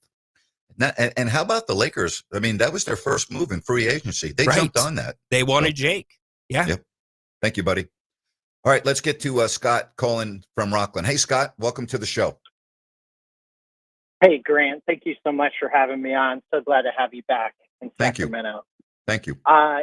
obviously that score is, you can't really judge, to your point, what you're just talking about. You can't judge Scott Perry. He's got a great name, but you can't judge him too soon. This is all has to do with Vivek Ranadive, right? Well, of he's course been it does. terrible. I mean, listen, I said, listen, I'm going to, for those of you that don't know and don't listen to our podcast, first of all, shame on you. You should be listening to the podcast that I do with Rhino and all of the Kings coverage that we have on there. But I said before anyone else, before Scott Perry took the job, I told you that Scott Perry was taking the job being told who his head coach was. He didn't take the job with the ability to hire his own head coach. Vivek Ranadive said, you want the job? Here it is, but Doug Christie is going to be your coach. And we've talked about this very often in all sports. Your general manager and your head coach have to be in lockstep. They have to be completely 100% on board with everything. And I'm sorry, this does not work to me when your general manager is told who the head coach is going to be. That is not a recipe for success. Yeah, it's never worked. It never will work, right? Correct. And as much as it's like Doug is a great guy and he did a lot for Sacramento, he's being put into an impossible situation. He's got the roster that we have right now is just this mismatch of a bunch of former great players or current great players, but there's just no synergy between them, right? I also feel like we're doing like a really big disservice to Malik Monk, right? I mean, he's been so great for us, and then for him to kind of just be out there in the trade talks, I know that's part of the business, but it just doesn't seem right to me, right? And bring on a very disgruntled player like Jonathan Kuminga. Of course, those are rumors, right? But the whole thing just smells of Vivek meddling, and it's just frustrating as a Kings fan. The only way that I see the Kings moving up on this list that we're talking about here in hour number 2 on Fox Sports Sacramento is I think Nick Clifford and Max Reno both are going to have to be more than just so-so role players. They're going to have to become a big part of the future of the Sacramento Kings. I'm not expecting a lot this year, but I am expecting a lot. I think Rhino made a good point. As of right now, both draft picks look good. Both guys look like they can play in the NBA. But as you said, I don't see this team fitting together. The pieces just don't fit to me. Yeah, and I think that's been a big problem in Sacramento for a while, is that we put way too much pressure on our rookies to save the team. And we just haven't gotten anywhere. We haven't drafted very well consistently. We'll get a good player every now and again, but we just put way too much pressure on these kids, right? They're 18, 19 years old most of the time to save the franchise. And Sacramento's a great example. That just doesn't work long term, right? You get players like that who can do it, but they are far and few between, right? The problem is the Kings actually have had some very good drafts, but they trade those players away. Tyrese Halliburton, Davion Mitchell, Isaiah Thomas, right? They've had real gems. And not that I would call Davion Mitchell a gem, but obviously Tyrese Halliburton was a gem. Isaiah Thomas turned into a gem. They have had players on the roster that if they had kept them and developed them, and maybe they wouldn't have been as good in Sacramento as they've been in other places because you're only as good as the players around you. But I don't like the makeup of this team. I don't know what they are. I don't know what their identity is. I just don't see it right now. And so I'm very much looking forward to training camp. I'm very much looking forward to the preseason and the first 10 games, because I will tell you, this team at the end of November could be so buried that nothing else matters, because their November schedule is brutal, absolutely brutal. Oh, yeah. And by that, they've got to decide what they're going to do with DeMar DeRozan. As much as excited as I was at the beginning of last season about him, and I think he's a great player. I mean, he is literally a walking bucket. He just doesn't fit into the system of the fast-paced speed that we had. He slowed everything down, and I think that's a major reason why we weren't as good this last season. And he can't play defense. He can't guard his man enough. Same with Zach LaVine. So when LaVine and DeRozan are on the floor, undersized. The only way you're going to win is you're going to have to outscore the other team, because you can't stop the other team. And that was the only way we did win, is if our shooters showed up and tried to Scott, appreciate it. Thanks for the call. Yes. Rhino, we keep talking about this, right? The identity of a team. I just don't know what, as we get ready for training camp, it's going to have to be an offensive team. They're just going to have to roll the ball out and try to put 125 on the board every night. Yeah, that's the only clear path forward for this team. I think Grant, would you be happy if you start to see an identity by the end of the season, whether they're losing or not? Yes. Okay. Yes.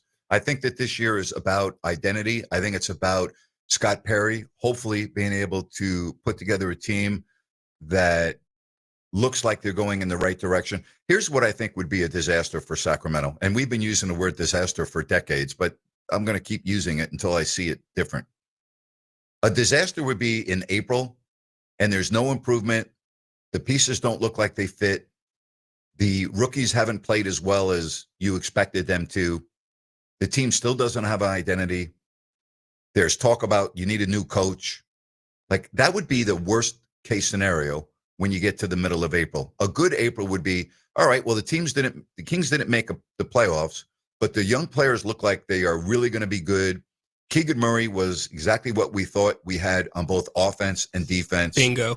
Right? Like, those are the things. Doug Christie looks like he's learned a lot in terms of his coaching decisions, which I think last year were very suspect at times. He looks like he's coaching better. That would be all things that I would want to say in April. And if we're not saying that, then to me, it's a disappointing season because, Rhino, I can't forecast injuries any more than you can. But right now, I don't see how the Kings are a top 8 team in the West. I just don't see it. Yeah, I think it's a difficult vision to forecast or to imagine. I think what Scott was saying about DeMar DeRozan is true in the short term, but you just brought it up. Knowing what you may or may not have with Keegan Murray offensively, I think that is what possibly sways this future outlook for the Kings, because you have decisions coming up on Keegan Murray and Keon Ellis, Grant. Very good point. And I will be talking more about this at 7 o'clock tonight on my podcast, on my YouTube channel, if you don't like that. So after we get done at 6, and then the 6 o'clock hour is a replay of the first hour of this show, I'll be on my YouTube channel if you don't like that. Thanks for your input, buddy. Anytime. Appreciate it. Here for it. Hey, football is back, and so is your shot at big wins. With DraftKings Pick 6, the official daily fantasy partner of the NFL, your game day instincts can score you real money fast. Here's the play. Just pick more or less on 2 or more player stats, from the breakout rookies to your elite quarterbacks. Unlock the upside every snap brings. The better your calls, the bigger your payout. So you go to, like, quarterback. I'm looking at Russell Wilson, Patrick Mahomes. All right. I go to the DraftKings Pick 6 app. I look at the yards thrown, the number. I'm going more or less. And here's the kickoff bonus. New DraftKings customers get $50 in bonus picks with just a $5 entry. Hey, this season, play your player instincts. Download the DraftKings Pick 6 app now. Use code KSAC. That's code KSAC. Play just $5, get $50 in Pick 6 bonus picks. Make the call. Ride the upside. In partnership with DraftKings Pick 6. The crown is yours. Gambling problem? Call 1-800-GAMBLER. Must be 18 plus. Age and eligibility restrictions vary by jurisdiction. Void where prohibited. 1 per new customer. Bonus awarded as non-withdrawable Pick 6 bonus picks that expire in 14 days. Limited time offer. See terms at pick6.draftkings.com/promos. Your phone calls when we come back. 916-779-0929. Grant Napear on Fox Sports Sacramento. Fox Sports traffic. We're getting an accident in the center lane of I-5 northbound right at the I-80 interchange. That's causing all sorts of slowdowns, especially on I-5 northbound, anywhere from Sutterville Road as you make your way to 80. Give yourself that 20, 30 extra minutes to work your way through there. US 50 eastbound, westbound, Howe Avenue out to I-5. You too are dealing with about a 30 to 35 minute drive time, so definitely give yourself that extra bit. with Twice an Hour Traffic. I'm Andy Bass for Fox Sports Sacramento. Traffic brought to you by Gabroods Electrical. Homeowners, for any electrical project you need done, trust the good dudes at Gabroods. Locally owned, 5-star service experts, and always transparent prices and solutions. Say goodbye to your electrical issues with Gabroods. GUBRUDS.com. Looking for the ultimate night out? Welcome to HQ Showgirls, Sacramento's premier adult gentlemen's club. We're the only topless club between Reno and San Francisco serving alcohol, beer, wine, and champagne. All inside over 6,000 square feet of pure excitement. Planning a party or a VIP night? Call our VIP manager now at 916-389-0199 to book your table. Come experience the energy at HQ Showgirls, 851 Richards Boulevard, Sacramento. Open 9 p.m. to 3 a.m. Sunday through Thursday and until 4 a.m. Friday and Saturday. Visit HQNightclub.com, where the night begins and never stops. So many things, big and little, make you uniquely you. Your hobbies, dreams, careers, family, and more.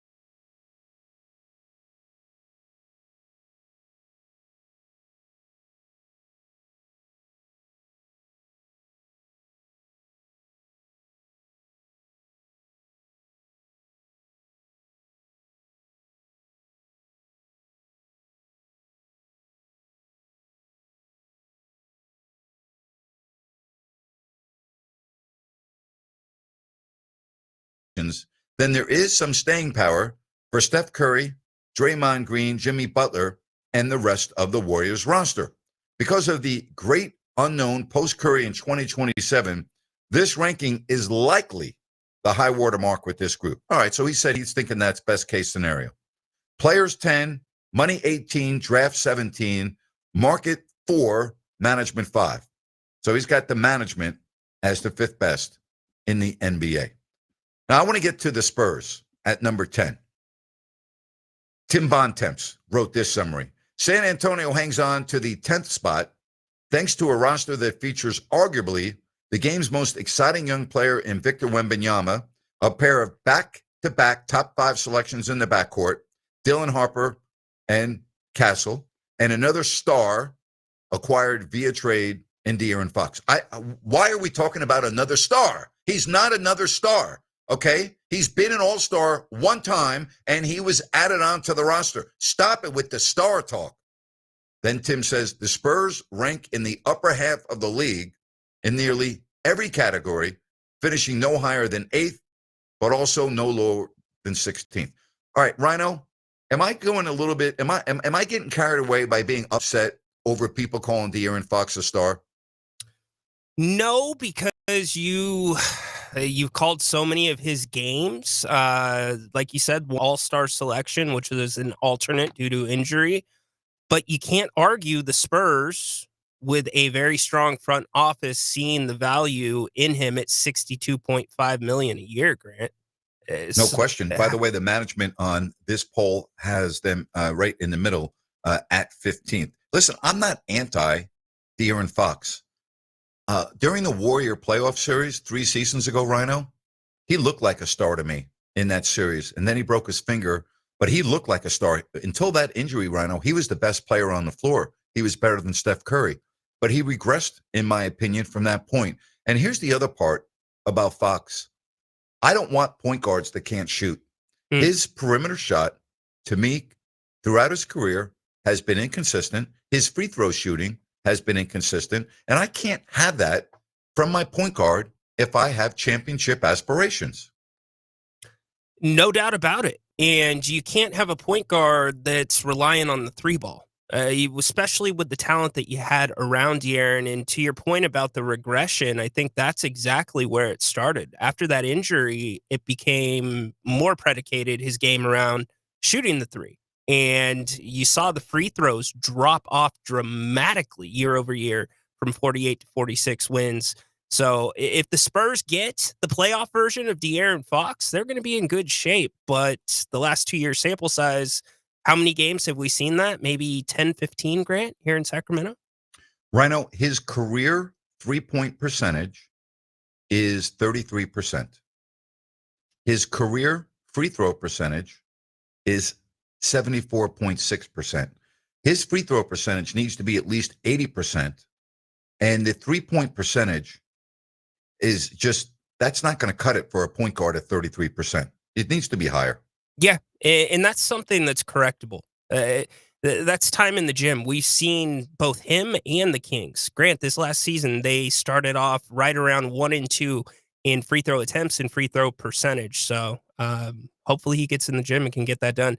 Really quick. Can I add one thing there? Sure, please. How many years do we have to have him in the gym? He's entering his 9th season. He is who he is now. Why would I expect that all of a sudden his free throw percentage and his 3-point shooting is going to be different in year 9 than it's been in the previous 8? Like, that doesn't make sense to me. Grant, change of scenery, different players around, more opportunities, less opportunities. I could go on, but we actually have a little surprise for you on line 6. So I'm going to hop off. I'm going to let you take that call. All right, let's do it right now. My mystery caller. Hello, you're on with Grant Napear. First off, one of the best of the business, a New York native, Sacramento's favorite son. The prodigal son has returned. Fox Sports Radio and Sacramento at large. You are lucky to have the man on the mic by the name of Grant Napear, a living legend, a sports talk staple for decades now. And Sacktown, like I say, man, I'm envious. In LA, we have some people, but we have no one that is Grant Napear, because the man is nothing but class. The man is a king of fan interaction and the king of the Sacramento airwaves. It's your boy Matt in LA, and you know I got your back, pimp. How you been, Grant? Matt, great hearing your voice, my friend. I miss you from when I was in the jungle, as you know, in the basement filling in for Romy. Man, how you been? Oh man, I'm blessed, brother, but not as blessed as Sacramento is to have you back on an afternoon drive with another living legend, my man Rhino in Sacktown. I know you guys been doing it for a few years now online, but to have this on the blowtorch that is the Fox Sports Sacramento, I mean, it's epic, man. I got my my app going now. I'm going to be listening to you guys. I know you guys are going 2 weeks strong, but this is going to be, you know, appointment listening for your boy Matt in LA, all the way from LA. I want to get this Sacramento-LA rivalry rekindled. And I just want to be like Sacktown fans, man. Enjoy this production value, this greatness that is the Grant Napear Show with Rhino and Sacktown on board. You know what I mean? Thank you, Matt. I appreciate your call, buddy. Enjoy the rest of your day, my man. Be good. Yes, sir. Appreciate that. Brings back memories. Love it. Hey, if you want to get in on the program, give me a shout. We're talking NFL. We're talking these rankings here in hour number 2. Don't forget, Sean Salisbury is going to be coming on right after my rant at 5 o'clock.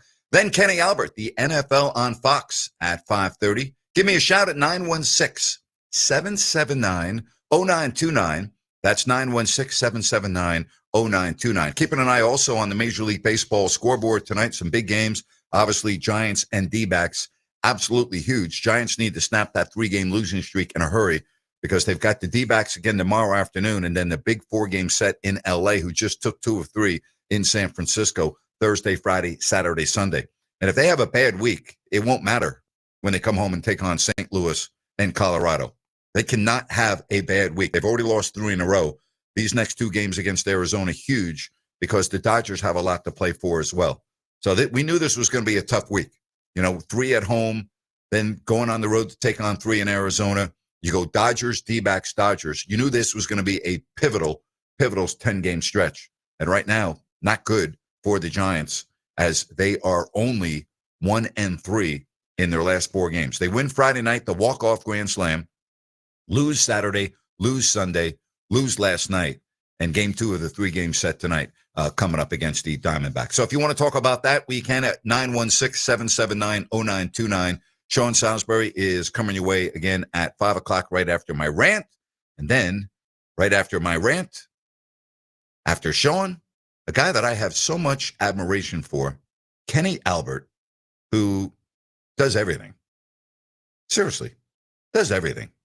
Hockey, basketball, baseball, football. I love it. Kenny Albert is going to be coming up at 5:30. All right, tell you what, we're going to take a break. We're going to come back. We'll set up those phone lines. Let me pass them out to you again, 916-779-0929. Then football talk in the final hour of the show. Love having you on. Thank you very much for your support. Don't forget to download the Fox Sports KSAC app. It's streaming also on YouTube, Fox Sports Sacramento. You can check it out. A lot of areas. And we're going to have the podcast up real soon. So we got some news that you're going to love coming up in the very, very near future. Grant Napear right here on Fox Sports Sacramento. Hi, it's Margot from Bennett's Restaurants. Who says Mondays have to be boring? At Bennett's, Mondays are made for wine and dine. For just $65, enjoy 2 full entrees, 2 salads, and a bottle of wine. Perfect for date night or dinner with a friend. That's a complete dinner for 2 with wine. Treat yourself to our crave-worthy favorites, like our prawn linguine or short rib with mashed potatoes. Join us this Monday in Roseville, Rockland, or Sacramento. Reserve now at bennettsrestaurants.com. Make Monday the new fun day at Bennett's. How bad does Cameron Cade want it? Sports fans, finally a horror film with a football twist. Check out Him, the IMAX experience, playing this week at the Esquire IMAX Theater in downtown Sacramento. In this game, violence is rewarded. So learn to enjoy it. Greatness demands sacrifice. The next great quarterback descends into a world of terror and trains into something darker. The best theater to experience him is on the Esquire IMAX Theater 6-story screen. Grab your reserved seats today at IMAX.com/Sacramento. For your criminal defense needs, NotGuilty.com, your trusted defense team. Facing criminal charges? From DUI, domestic violence, felonies to misdemeanors, any accusation can jeopardize your job, freedom, and future. Our experienced attorneys, including former DAs and prosecutors, bring unmatched trial expertise to protect your rights and fight to clear your record. Call 855-636-0550, 855-636-0550, or visit NotGuilty.com. Injured at work or in a car accident, you may be entitled to significant compensation. Our dedicated team fights for maximum recovery with no upfront cost to start your personal injury case. If we don't win, you don't pay. Call 855-636-0550, 855-636-0550, or visit NotGuilty.com. For your criminal defense needs, NotGuilty.com, your trusted defense team. Results may vary. An initial consultation is required to determine if your case qualifies. This is for informational purposes only and does not constitute official legal advice. This advertisement is paid for by the United firm La Liga Defensora.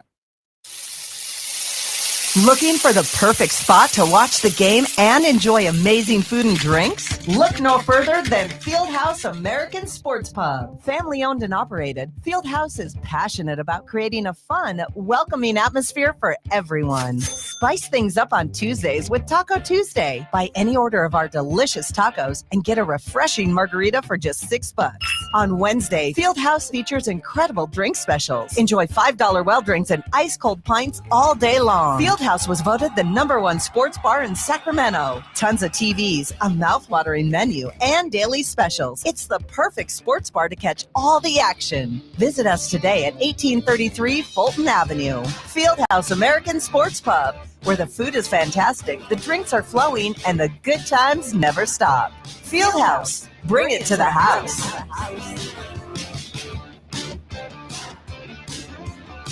Okay, we are running a car drive right now to help veterans all across America. So if you have an old car, truck, or van, even a motorcycle or an RV sitting around, you can right now give it away and help the vets. They really need your help. And your car will help support the vets and their families. And guess what? You even get a tax donation. Plus, we'll even come and pick up your car for free. And all you've got to do is pick up your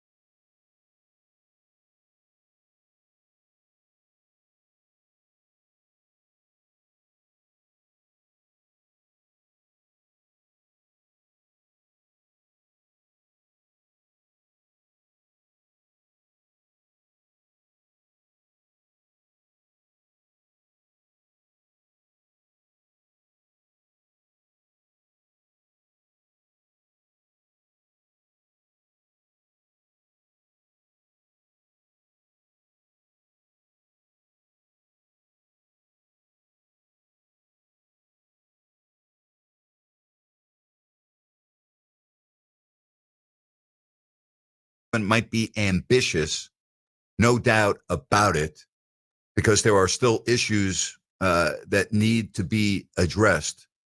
But he did say, quote, I don't think I'd want to go much longer than 28. The opportunity is now to do something like this. He was speaking at a conference hosted by Front Office Sports. Now, the NBA and FIBA, again, the sports global governing body, talked about this in March, all right, about looking at a new league in Europe. So what would this look like? Okay. What would it look like? How many teams would there be? Well, looks like 16, although that number could change. And existing clubs like Real Madrid, the team from Istanbul that is very well known, Barcelona, are likely to figure into these plans for the new league. and maybe some top soccer brands that we've heard about. We know about the NBA globally. There's no one that can argue with that. All you got to do is look at the Olympics to see the advancement of the game of basketball. If you look at Nikola Jokic, right? You look at Giannis Antetokounmpo, you look at Luka Doncic, you look at Victor Wembanyama. I mean, we get it, right? I mean, those are pretty good players, all from different parts of the world. Jokic, Serbian, the Greek Freak, Greece, Slovenia, Luka Doncic, Wembanyama in France. And Adam Silver said, hey, quote, basketball is probably the fastest growing sport in the world right now. And it's a huge number 2 sport in Europe behind soccer. So I think there's a real opportunity. I wonder what does that mean though, when there's a real opportunity? Like what does that mean for us here in America? Like, we're not going to watch a European league, right? This is for the folks over in Europe. I get that. And they love basketball. We get that. I mean, all you got to do is watch the Olympics. And all you have to do is watch the recent tournament that Germany just won, where Sacramento's Dennis Schroeder was the MVP. The Olympics, right? Look how close the Olympics were. Look at the competition that the world gave to Team USA. We know that.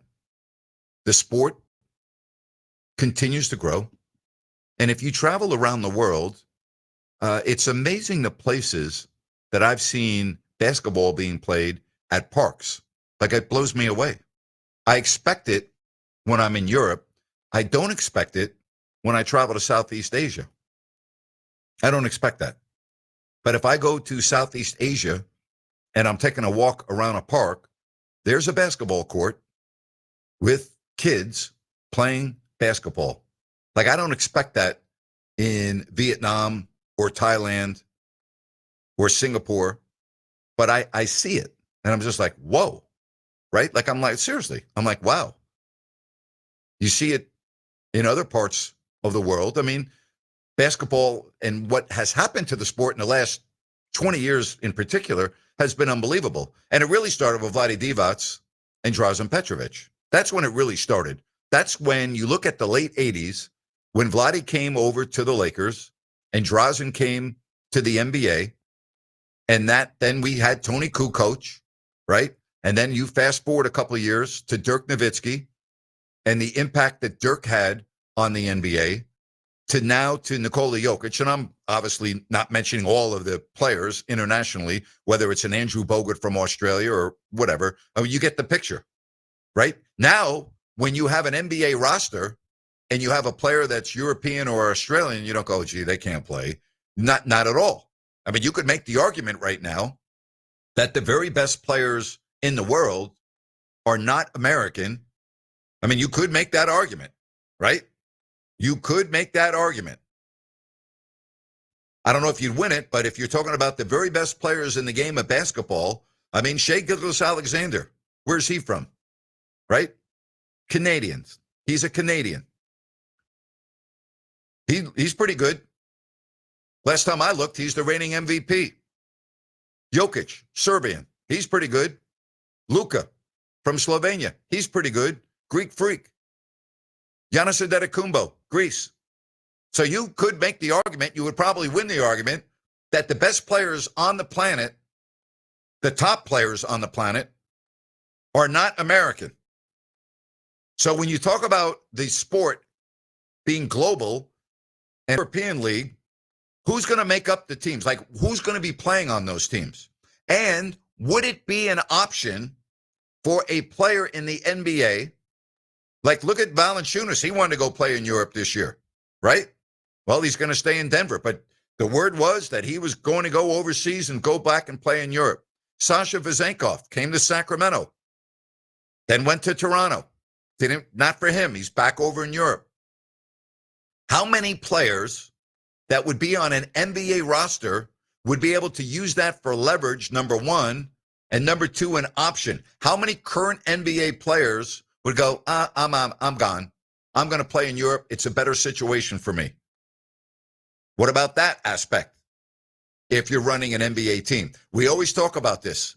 We always talk about NBA players playing in the Olympics. And what's the one thing you worry about? You worry about injuries, right? We see it. It's happened. Same thing in the National Hockey League. They go play in the Olympics.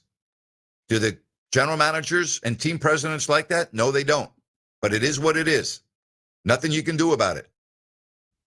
You hope that if your player on your team is playing internationally, whether it's Dennis Schroeder over in Europe, in Germany, and whether it's the Olympics, whatever the case may be, two things. You hold your breath that they don't get hurt, and then you worry about attrition. Gee, they've been playing basketball all summer, organized basketball in very stern competition that means a lot for those players in those countries over in the summer tournaments. Okay, now all of a sudden, what is it? The 16th of September, training camp opens in a little more than 2 weeks. Is Dennis Schroeder going to have to be babied through training camp? Is he going to have to be kind of, and here's a guy that you need to fit in, right? He's never played with any of the players on the Kings before. You want that to be in sync. You want a rhythm. Do they have to step off the gas pedal a little bit with a 32-year-old point guard that's just coming off international competition? Rhino, we talked about this the other day, did we not? About now, what do you do with Dennis Schroeder, who's been playing in this competition all summer, who is 32, but yet if you're Doug Christie, you need him to get acclimated with the other players on the team. Yeah, it's one of two things. You keep him on a similar program because he's in gameplay shape right now, or you rest him. You put him on the opposite program, Grant, where you're making sure that he's healing and getting recovered for the start of the season. All right. Well, there's a very good thought right there. I think he's spot on. It is something that is being discussed right now over in the Sacramento Kings front office and the coaching staff. So what do you think about all of this? 916-779-0929. That's 916-779-0929. Don't forget, tomorrow on the show, Tom Brenneman. I'm going to check in with him and his career now that was turned completely upside down. He was also on the NFL on Fox, the TV announcer of the Cincinnati Reds. He has a new career now. We're going to check in with Tom Brenneman.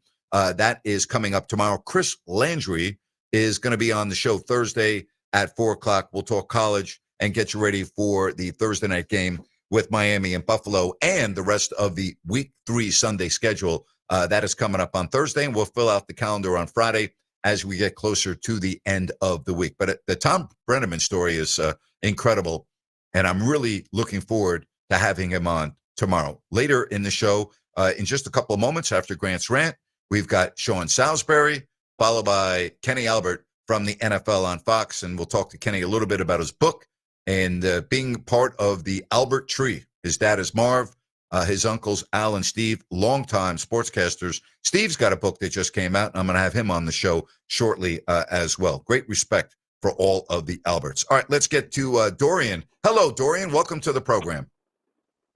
Hey, what's up, Grant? Just want to join a little bit of the conversation with you talking about European players in the NBA. I'd really like to talk about how important Eduardo Nájera was for the NBA. You know, there hasn't been a lot of Latino players to play in the NBA, and I think, you know, he's one of the first Mexican players, you know, to play in the league. And being that it's, you know, Hispanic Heritage Month, you know, I'm Latino, I'm Mexican, I'm not Mexican American. You know, Mexico, the sport of basketball is growing a lot in Mexico. I mean, I don't know if you know who the Gigantes are, but Juan Toscano Anderson. Dorian, you dropped off on me with a bad connection. I will say I have been to Mexico City with the NBA when I was doing the Kings and played a game against the Boston Celtics, and the place was packed. The atmosphere was incredible, but and the NBA would love to put a franchise in Mexico City. I know one of the lead investors that wants to have a team in Mexico City. I know him very well. And when the Kings went to Mexico City, I can't remember the year off the top of my head. I'm guessing, I want to say maybe 2017, 2018. Don't hold me to that. They were playing Boston.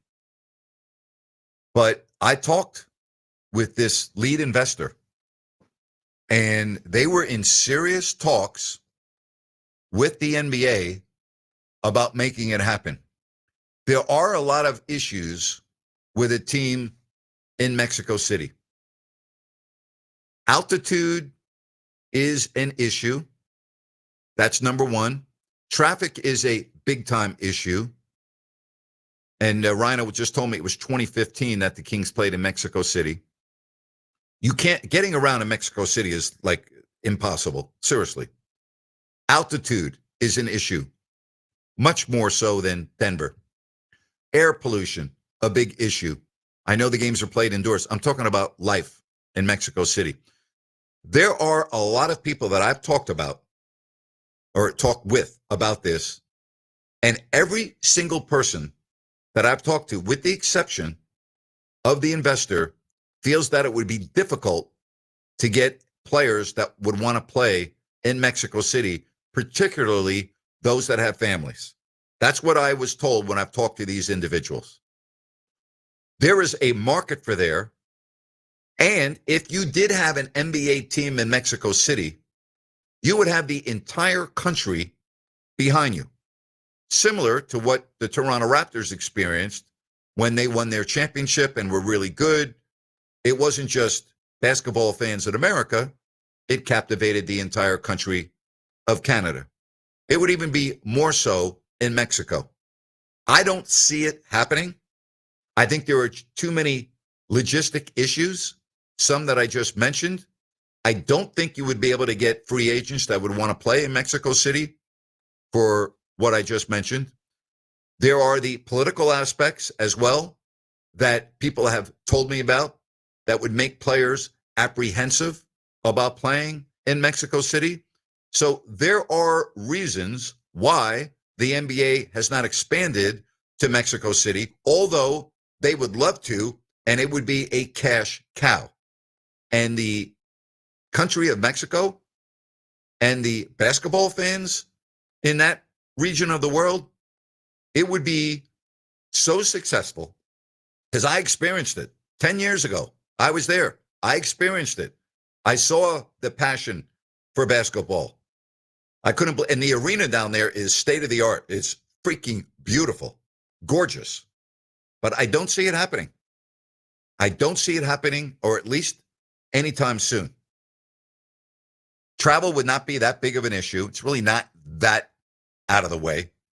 I mean, it's depending on where you're coming from, it's doable. So I don't think that would be a big enough roadblock.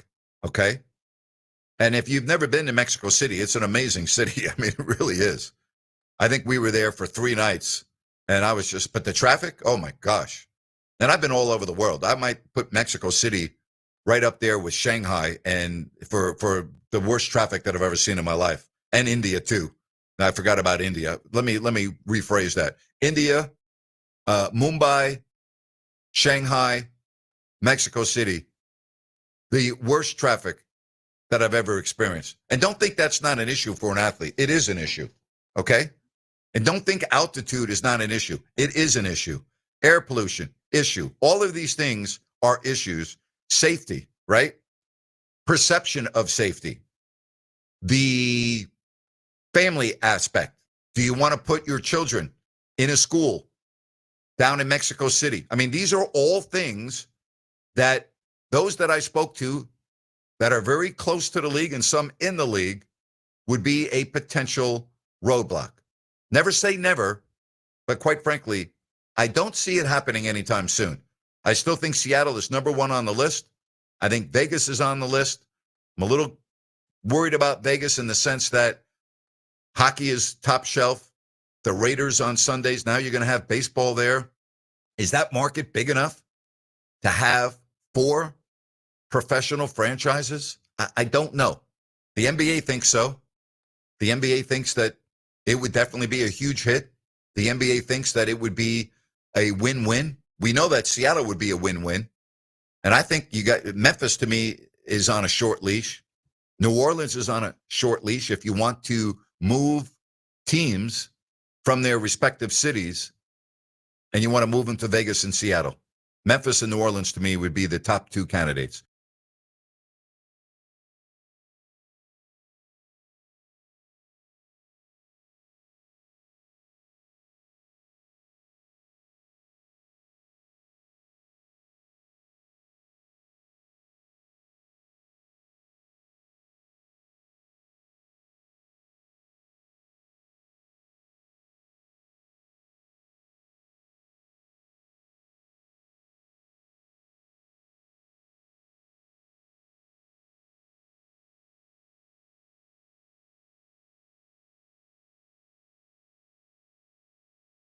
busy throughout the entire Sacramento area. Got rush hour delays on US 50, eastbound, westbound, in between 65th Street out to I-5, I-5 northbound, southbound, top of the town freeway down to about Sutterville Road. Also dealing with about a 30 to 40-minute drive time through there. And Cap City Freeway, normal rush hour delays in that area as well.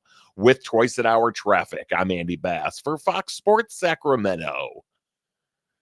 Looking for the ultimate night out? Welcome to HQ Showgirls, Sacramento's premier adult gentlemen's club. We're the only topless club between Reno and San Francisco serving alcohol, beer, wine, and champagne. All inside over 6,000 square feet of pure excitement. Planning a party or a VIP night? Call our VIP manager now at 916-389-0199 to book your table. Come experience the energy at HQ Showgirls, 851 Richards Boulevard, Sacramento. Open 9 p.m. to 3 a.m. Sunday through Thursday and until 4 a.m. Friday and Saturday. Visit hqnightclub.com, where the night begins and never stops. Hey, Sacramento, we've had the coolest and most comfortable summer in 30 years. And believe it or not, the cool summer has created a huge opportunity. Air conditioning makers are overstocked, and Sierra Pacific Home and Comfort has been given exclusive discounts to clear out that inventory.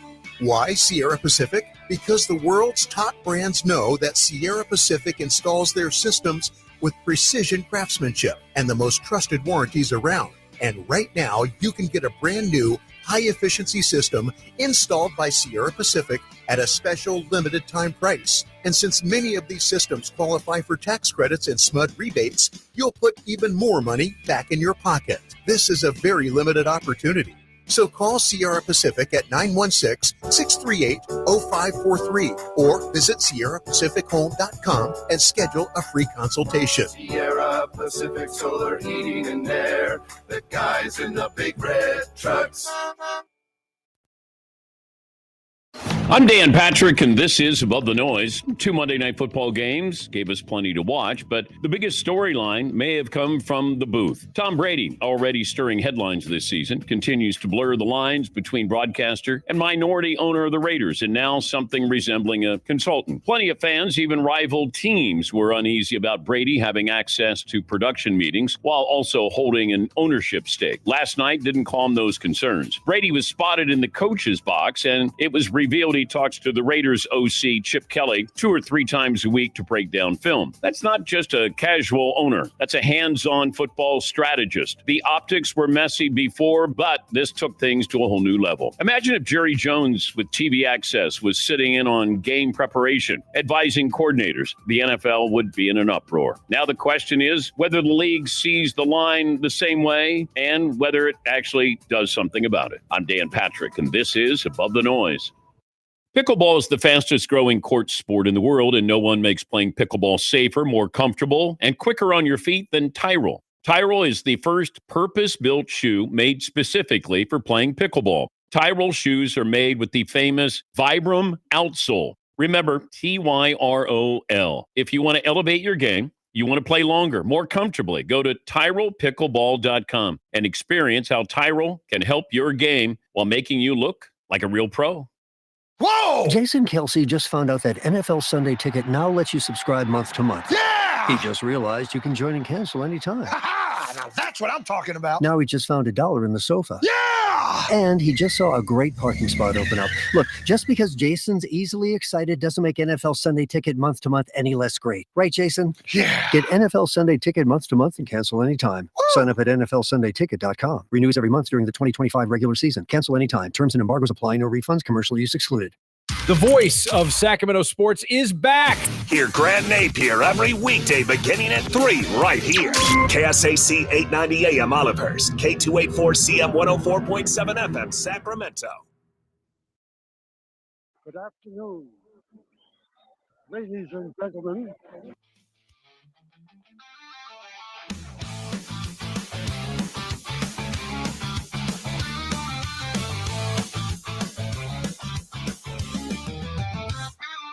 Grant's back, and here to win. It's the Grant Napear Show on Fox Sports Radio Sacramento. Now, Grant Napear. Sean Salisbury in just a moment. I want to do a quick Grant's rant. Rhino, I'm just going to do a rant because I was just listening to Dan Patrick and his rant.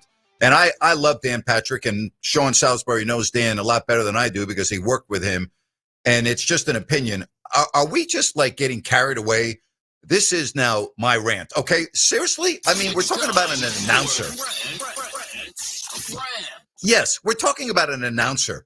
We're talking about Tom Brady announcing a game for Fox. And now we're worried because he's in the booth with a headset on and he's talking with Chip Kelly. Freaking relax, would you please? I mean, this is ridiculous. Did it look like it helped out the Raiders last night? Did it look like it helped out their offense last night? Did it look like it had an impact on Geno Smith last night? Stop it, all right? And that's my quick rant for today. Sean Salisbury, awesome, joins us right here on Fox Sports Sacramento. What do you think about that, buddy? I don't have any problem with last night. He's an owner. Well, do we have a problem with Irsay standing on the sidelines during a game with a headset with the daughter with that's now the owner with the earpiece in listening to the play call? We don't have a problem with that. I mean, she's an owner and she's down there involved. Where I do have a problem, Grant, and this is I've mulled this over. I don't have. He can set up there with Chip Kelly and they can do whatever they. I mean, he owns the team. Jerry goes around on the sidelines. Jerry is the one meeting with media afterwards. And it's the crossover. But as a broadcaster, I don't think Tom Brady should be allowed to do Raider national games. I don't. Well, I agree with you there. There's information. That's the part, the separation of why would I have a problem with an owner sitting in the press box next to the coach? They're the ones who hire him. The head coming. Why would I have a problem? Al Davis used to these owners do it all the time. When Tom Brady's up there with his team and they're not playing on national television that he's broadcasting, well, I don't understand why there's a big deal over what is the NFL going to do? Say you can't sit up there? Why is that a problem? He's an owner. Sit wherever the hell you want. You're the owner. But I do have a problem, and I do think it's a conflict of interest. As much as I love Brady, and we all talk about, integrity and a pro and doing all that, you're exactly right. Tom's all that. But there's still, like anything, you protect your own family, you protect it. If I'm the opposing team, why would I sit in a meeting room 2 days before the game and tell the owner of the Raiders who's going to broadcast the game, well, Tom, I'm sure would handle. Well, yeah, sure, but it's just the optics alone would say it's a conflict of interest, okay? Conflict of interest. I mean, and while on a game, if there were national and Fox had it, they should switch teams. That's the game or the week that Tom, when it comes to the Raiders, has to go broadcast another game with Kevin Burkhardt, or they flip-flop with Joe Davis and Greg Olson does it. So being in the booth for a game, cheering on his team while he's listening on the headset to play, hell, I'd lean on Tom Brady too if I was Chip Kelly. He's an owner that play. I mean, if you're when the Lakers and Jeannie Buss, wouldn't you lean on Magic Johnson if you wanted something? I don't know why that's an issue. Yeah. Mark Cuban hung around huddles, but when you're the broadcaster of a Raider game, I don't think that he should be able to broadcast nationally Raider games because of the information you get. It's bad optics on both sides, and it's just something that because you're not going to get the information, and when you get your team's information, are you going to share it? And even if they said, well, Tom doesn't go in there, Kevin Burkhardt can go in there and get the information, that's still your broadcast partner. You want to remain in integrity is not just optics, it matters. And whether Tom has it or not, the optics would say, well, you can't do it. It's a conflict of interest. In the booth, no problem. But for when they're not broadcasting it, but while they're broadcasting it, he should not do national Raider games. Sean, the Chargers last night, they looked so good on both sides of the ball. But Geno Smith, that's the worst game I've seen him play in years. He was terrible. Yeah. The Chargers, if you're not putting them in Ravens, Bills, Eagles, I know the history of it says they got to go win in January. I'm talking about just give me the optics of the first 2 weeks. They're real. They run it. And we talk about culture, Grant. You hear the term all the time. The word is constantly said. But Jim Harbaugh's culture travels, man. At San Francisco, what'd they do? They got after you. They ran the football, played defense, got him to a Super Bowl. He goes to University of Michigan. He's a coordinator with the Raiders as well back in the day, or a quarterback coach and the offensive assistant. Goes to Michigan. What do? Physical, control the line of scrimmage, quarterback that can make plays when necessary, two-way quarterback, can run and throw. They're physical. They win a national championship. All of a sudden, he goes to the Chargers. Physical at the line of scrimmage, building the offensive line. They're going to run the football. And now they've got a two-way quarterback in Herbert who's big and physical, but can also run. And they're not going to ask you to throw it 40 times, but he's capable of it. They're going to beat you the way Harbaugh beat you. They dismantled my Raiders last night, and the Raiders They dismantle them every phase. They shut down the run game. They shut down the pass game, and they are athletic as hell on defense. We'll see what's up with Khalil Mack, but they're playing defense. They're shutting you down. They're not going to let you come in and be the most physical team in any building they play in. They're doing what Philadelphia's built, Grant. Think about it.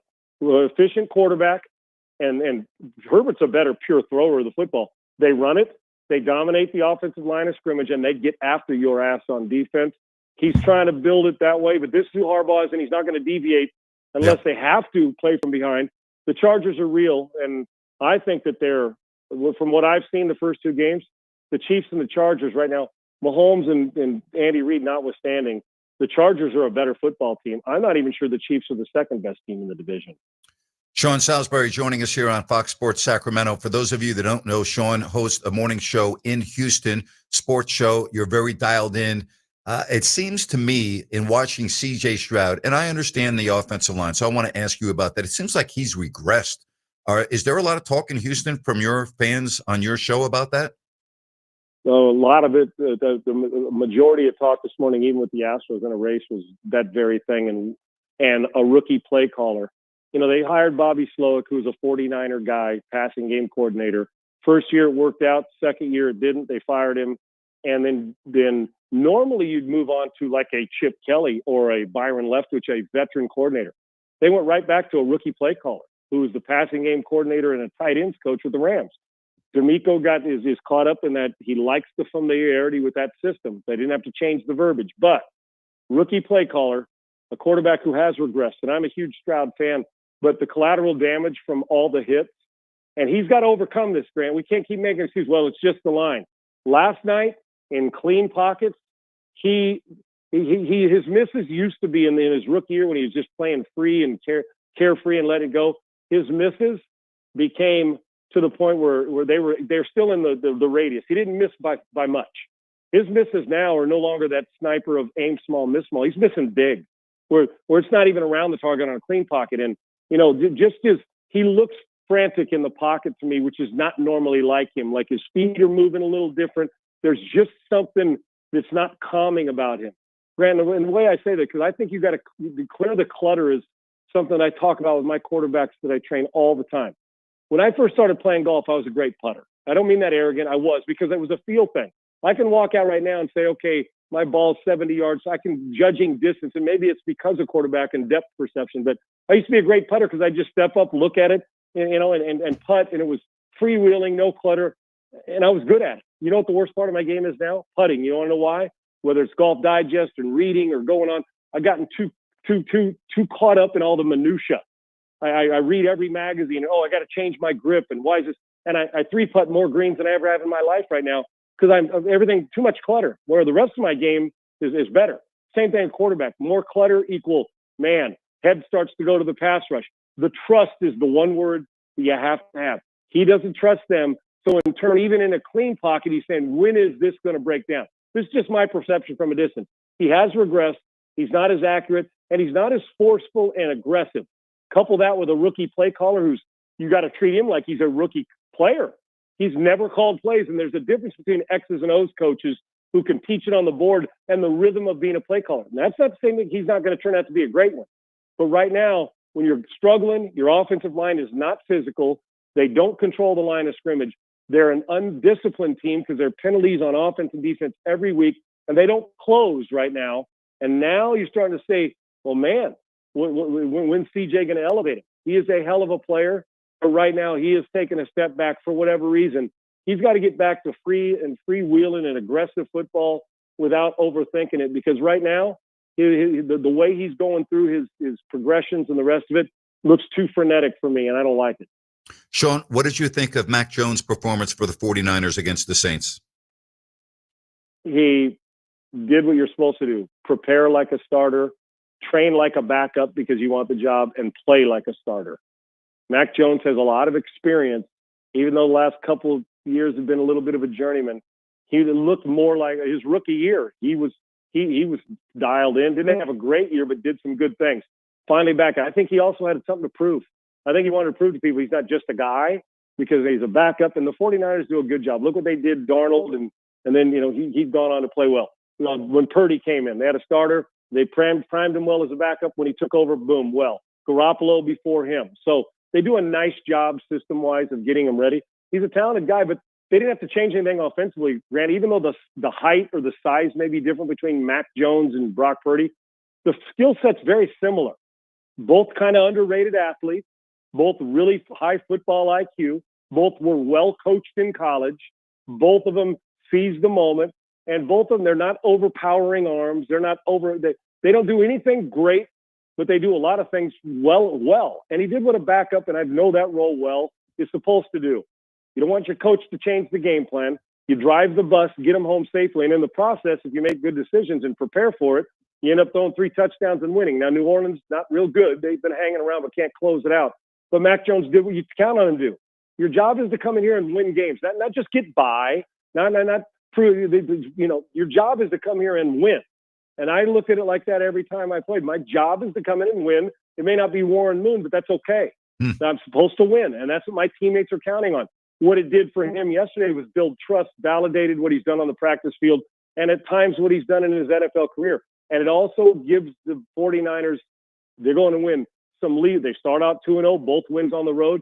Now it gives them the feeling of, okay, if Brock's out for 2 or 3 more weeks, we do have a guy that's got football experience, and then we can count on to play within our system and not try to be a hero. And in the process of not trying to be one, he throws 3 touchdowns and gets a win on the road. Sean, I like to have 4 games as a real barometer before I make too many concrete observations about a team. But with that being said, the Bears and Jets to me look like the same teams that they were last year and the previous years. They look like they're light years away from being good. Yeah, they do. And you know what? Both teams have some talent, Grant. You look at, there's some pretty good players on both teams. The parts are better than the sum. Listen, Justin Fields is a phenomenal athlete. He is. But that's the problem. We still refer to him as an athletic quarterback, not a quarterback who's an athlete. The crutch, and he like at times, like in the opener, he looked really good. But the inconsistency with pocket passing and patience and reads, he's going to rely on his crutch. Now, you coach him. You don't want to coach that out of him, but you almost have to treat Justin Fields in a, I want you to start being more boring. Does that make sense? Because I know the flash will be there. And he's a big physical guy, but and the Jets have some players, but for whatever reason, they just don't sustain really good play regularly. And they do. They look the same. They look the same, that they'll give you some flashes of brilliance, and they look like a team that's going to be picking in the first 5, 6, 7 picks again next year. As far as the Bears go, you bring in a guy who's it just goes to show you, great coordinator who's now head coach, that he's not getting 40 to 60 minutes out of his team. And Grant, I hate to say this. I do, because it's too early to say this with a new team. But there's a part of me, think about it. The Bears, in both games, they've had moments where Caleb Williams has looked like a player. You're talking about a uniquely talented and supremely talented guy. But the talent and the stick-to-itiveness, I almost feel like, and this may be wrong, it's not like nobody told me this, but I watch it closely as you do, Grant. And I feel like there's times in a game when it's not the most important thing to him. There's just something about it. I hope he doesn't check out, right? When things get to going bad, if you watched him on the bench, he doesn't feel like real receptive to people talking to him. There's this feeling I get of when it's going good, look out. But when some adversity hits, I don't feel like yet he's matured enough to handle it. I don't care about his nails and all that stuff. That becomes more heightened when they're not winning. But every game I say, damn, what a throw. And then he'll come back and I say, what is he looking at? And then I'll see the sideline after it, and there's a little smirk on the face, and people are talking. And I could be so wrong. He's so gifted. But once again, I've mentioned 2 guys that are supremely talented, that the crutch is, I'll be a hero. And until both of them stop trying to be a hero, and I'll say it all the time because I see it all the time. Mac Jones was simple. You watch a guy like Lamar Jackson, 4 touchdowns. He has started to simplify the game for himself. He just has. And in the process, he's just such a great player. Great things happen. So I don't know what the next step is for Caleb. It's another new coach. We've got to be a little patient with it. But I can tell you this, until Caleb Williams is all in all the time, is going to be all out part of the time. And they're not good enough to be all out part of the time. And I'm anxious to see how that relationship with Ben Johnson, who has high expectations, evolves. I really am. I'm watching that closely to see. You already saw Trevor Lawrence and Liam Cohen get into their disagreement. So where does the line of, okay, is he paying attention? Is he all in? Are his eyes on me? To it's me versus him as opposed to me and him. I'm hoping that doesn't happen because Ben's a fiery guy. He is.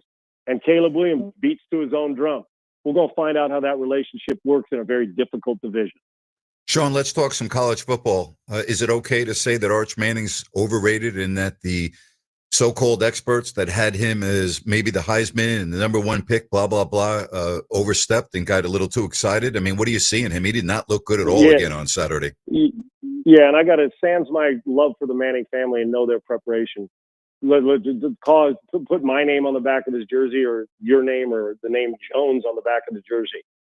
He's in danger of losing his job if that's the way you approached it. 3 games in, number one team in the country, he has not gotten better mechanically. Now, I don't know if something's wrong that's causing his feet and his arm or the arm angle, but these last 2 games were supposed to be games that you could, okay, I'm going to get this right and build my confidence. UTEP made him look like just a guy. Mm-hmm. And so I watch him mechanically, and I'm watching it close because I want to make sure I'm not overemphasizing, not robotics, just the simple mechanics of arm angle and clean pockets, and even when you're outside the pocket of squaring up and doing it. I understand the enormous pressure. I understand the name value. I understand the hype. Of course, he's the hype. Hell, he could have been the Heisman Trophy front runner, and he wouldn't be living up to the hype that has been put on him. But you know what? That's part of it, man. Both his uncles have been through it. His grandpa's been through it. That's just part of it. And with social media, it's worse. And I watch him, and I feel like I'm looking at a guy who's not sure he's ready to play. Although I think he is, but which is also hampering Sark's ability to expand it. That's not a top 10 team in the country offensively. Defensively, They are nasty. And they've got players. But I tell you, I hate to say this right now, the offense is being held back by the quarterback position. It just is. And so, and I know they lost 4 linemen up front, that too. I believe that Arch Manning can come out of this. But there's no doubt right now that Arch Manning, for Heisman Trophy, forget that. He ain't ready for Sundays. Right now, mechanically and the way he's doing it, I'm not sure he's ready for Saturdays the way it's. And I hate saying it because I believe in him and I believe that he'll get it fixed. But everything's starting to funnel down. It's like they're not moving it. They're in close games. And I know he threw 4 touchdowns in 5 minutes 2 weeks ago. But come on now, watch some of the rest of the game. He still did things that are alarming at the quarterback position on a team that went in is supposed to be in the finals. They're not playing well enough offensively to beat. If they play like this, they're going to lose 3 or 4 games this year. So while I don't just want to put it on the quarterback, it's such a quarterback-driven world we live in. Arch Manning is playing like a guy. Put it this way, if Quinn Ewers was playing like this and Arch Manning was the guy behind him, Quinn Ewers would be watching last year. Great point. So point is that, and there's that loyalty, and I get it. And I get it. But at some point in time, they're either going to have to expand it, and Arch Manning's going to have a huge game, and the competition ain't getting any easier. So we're going to find out if maybe he's a big game time that it got Ohio State out of his system, and maybe, just maybe, it kicks in. But it's not getting anything easier in that conference. And the way they're playing offensively, there's 6-7 teams in the conference that are better than them offensively. So right now, defense is carrying them. Arch Manning's got to play better because the name's one thing, but the performance is another, and they don't match. I assure you right now. I'll tell you what drives me crazy in watching college football, and I'm sure you watched the Tennessee-Georgia game. Tennessee has not beat Georgia in eons, okay? And you have a chance to win the game, and you get conservative to try to set up a long field goal, and your heart goes out to the kid that missed it that would have won the game for Tennessee. But I hated the last 2 series for Tennessee. You're moving the ball up and down the field. Your quarterback's got great command, making good decisions, and then you get tight and you run the ball and you run the ball. I didn't understand that. Go out and win the freaking game. I hated it, and I hate putting it, even the Aubreys of the world for Dallas, who seems like he's automatic from 70, Grant. I mean, that dude's so cool. You're killing me. You're talking to a Giants fan here. Did you have to do that on my show? Right. I you know what? I wasn't even thinking about the opponent. I was just thinking about the kicker, thinking, damn, look, we all need that kid's poise. It's like he's going to smoke a cigarette on the sideline. They go hammer a 70-yarder that's good from 80, right? But, Grant, I'm so you're the only person who said it other than me that I recall. honestly. You played right into Kirby Smart's hands. You decided to play it safe and then put pressure on a guy who's never kicked in a situation of an opponent that big in a game like that. Listen, I understand you're playing for it, that you don't want to blow it, but man, why not do it? And Heupel is an uber aggressive coach. You know, they'll run 85, 90 snaps a game. I didn't like it at all. And it was too far. They got concerned. And then you're relying on at least give me another completion or two to get it to 28 yards where the kid can swing through it. Because you saw when the pressure was off after that, made the next one, right?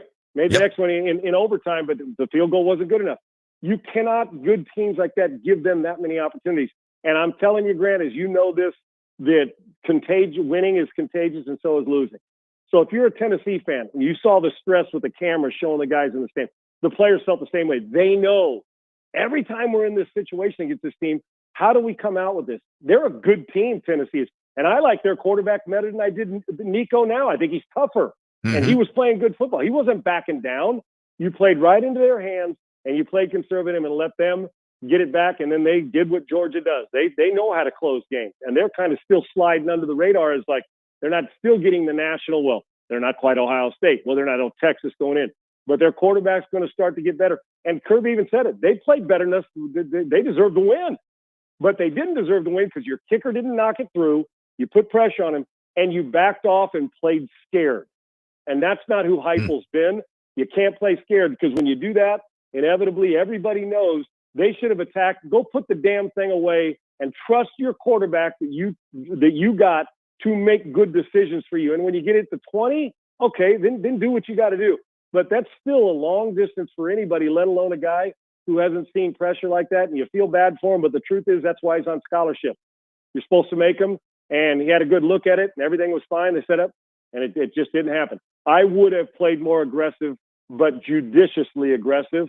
And I think it cost Tennessee. And once again, they'll regret it until they get a chance to play him again. I know you've got one eye on the TV. Astros are already with one in the bottom of the first. So on your show, the Astros dominate the talk right now. The town's going crazy over the Stros. They do, but the town is also convinced that the Astros offense is just not good enough. You know, Jordan's hurt again, right? Hurt it at the home plate last night. That they've been so inconsistent. Pitching has carried them, Grant, for the better part of 2 years.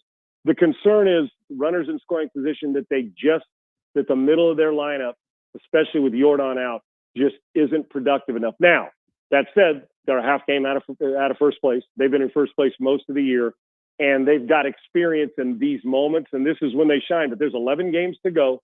Your offense has been inconsistent all year.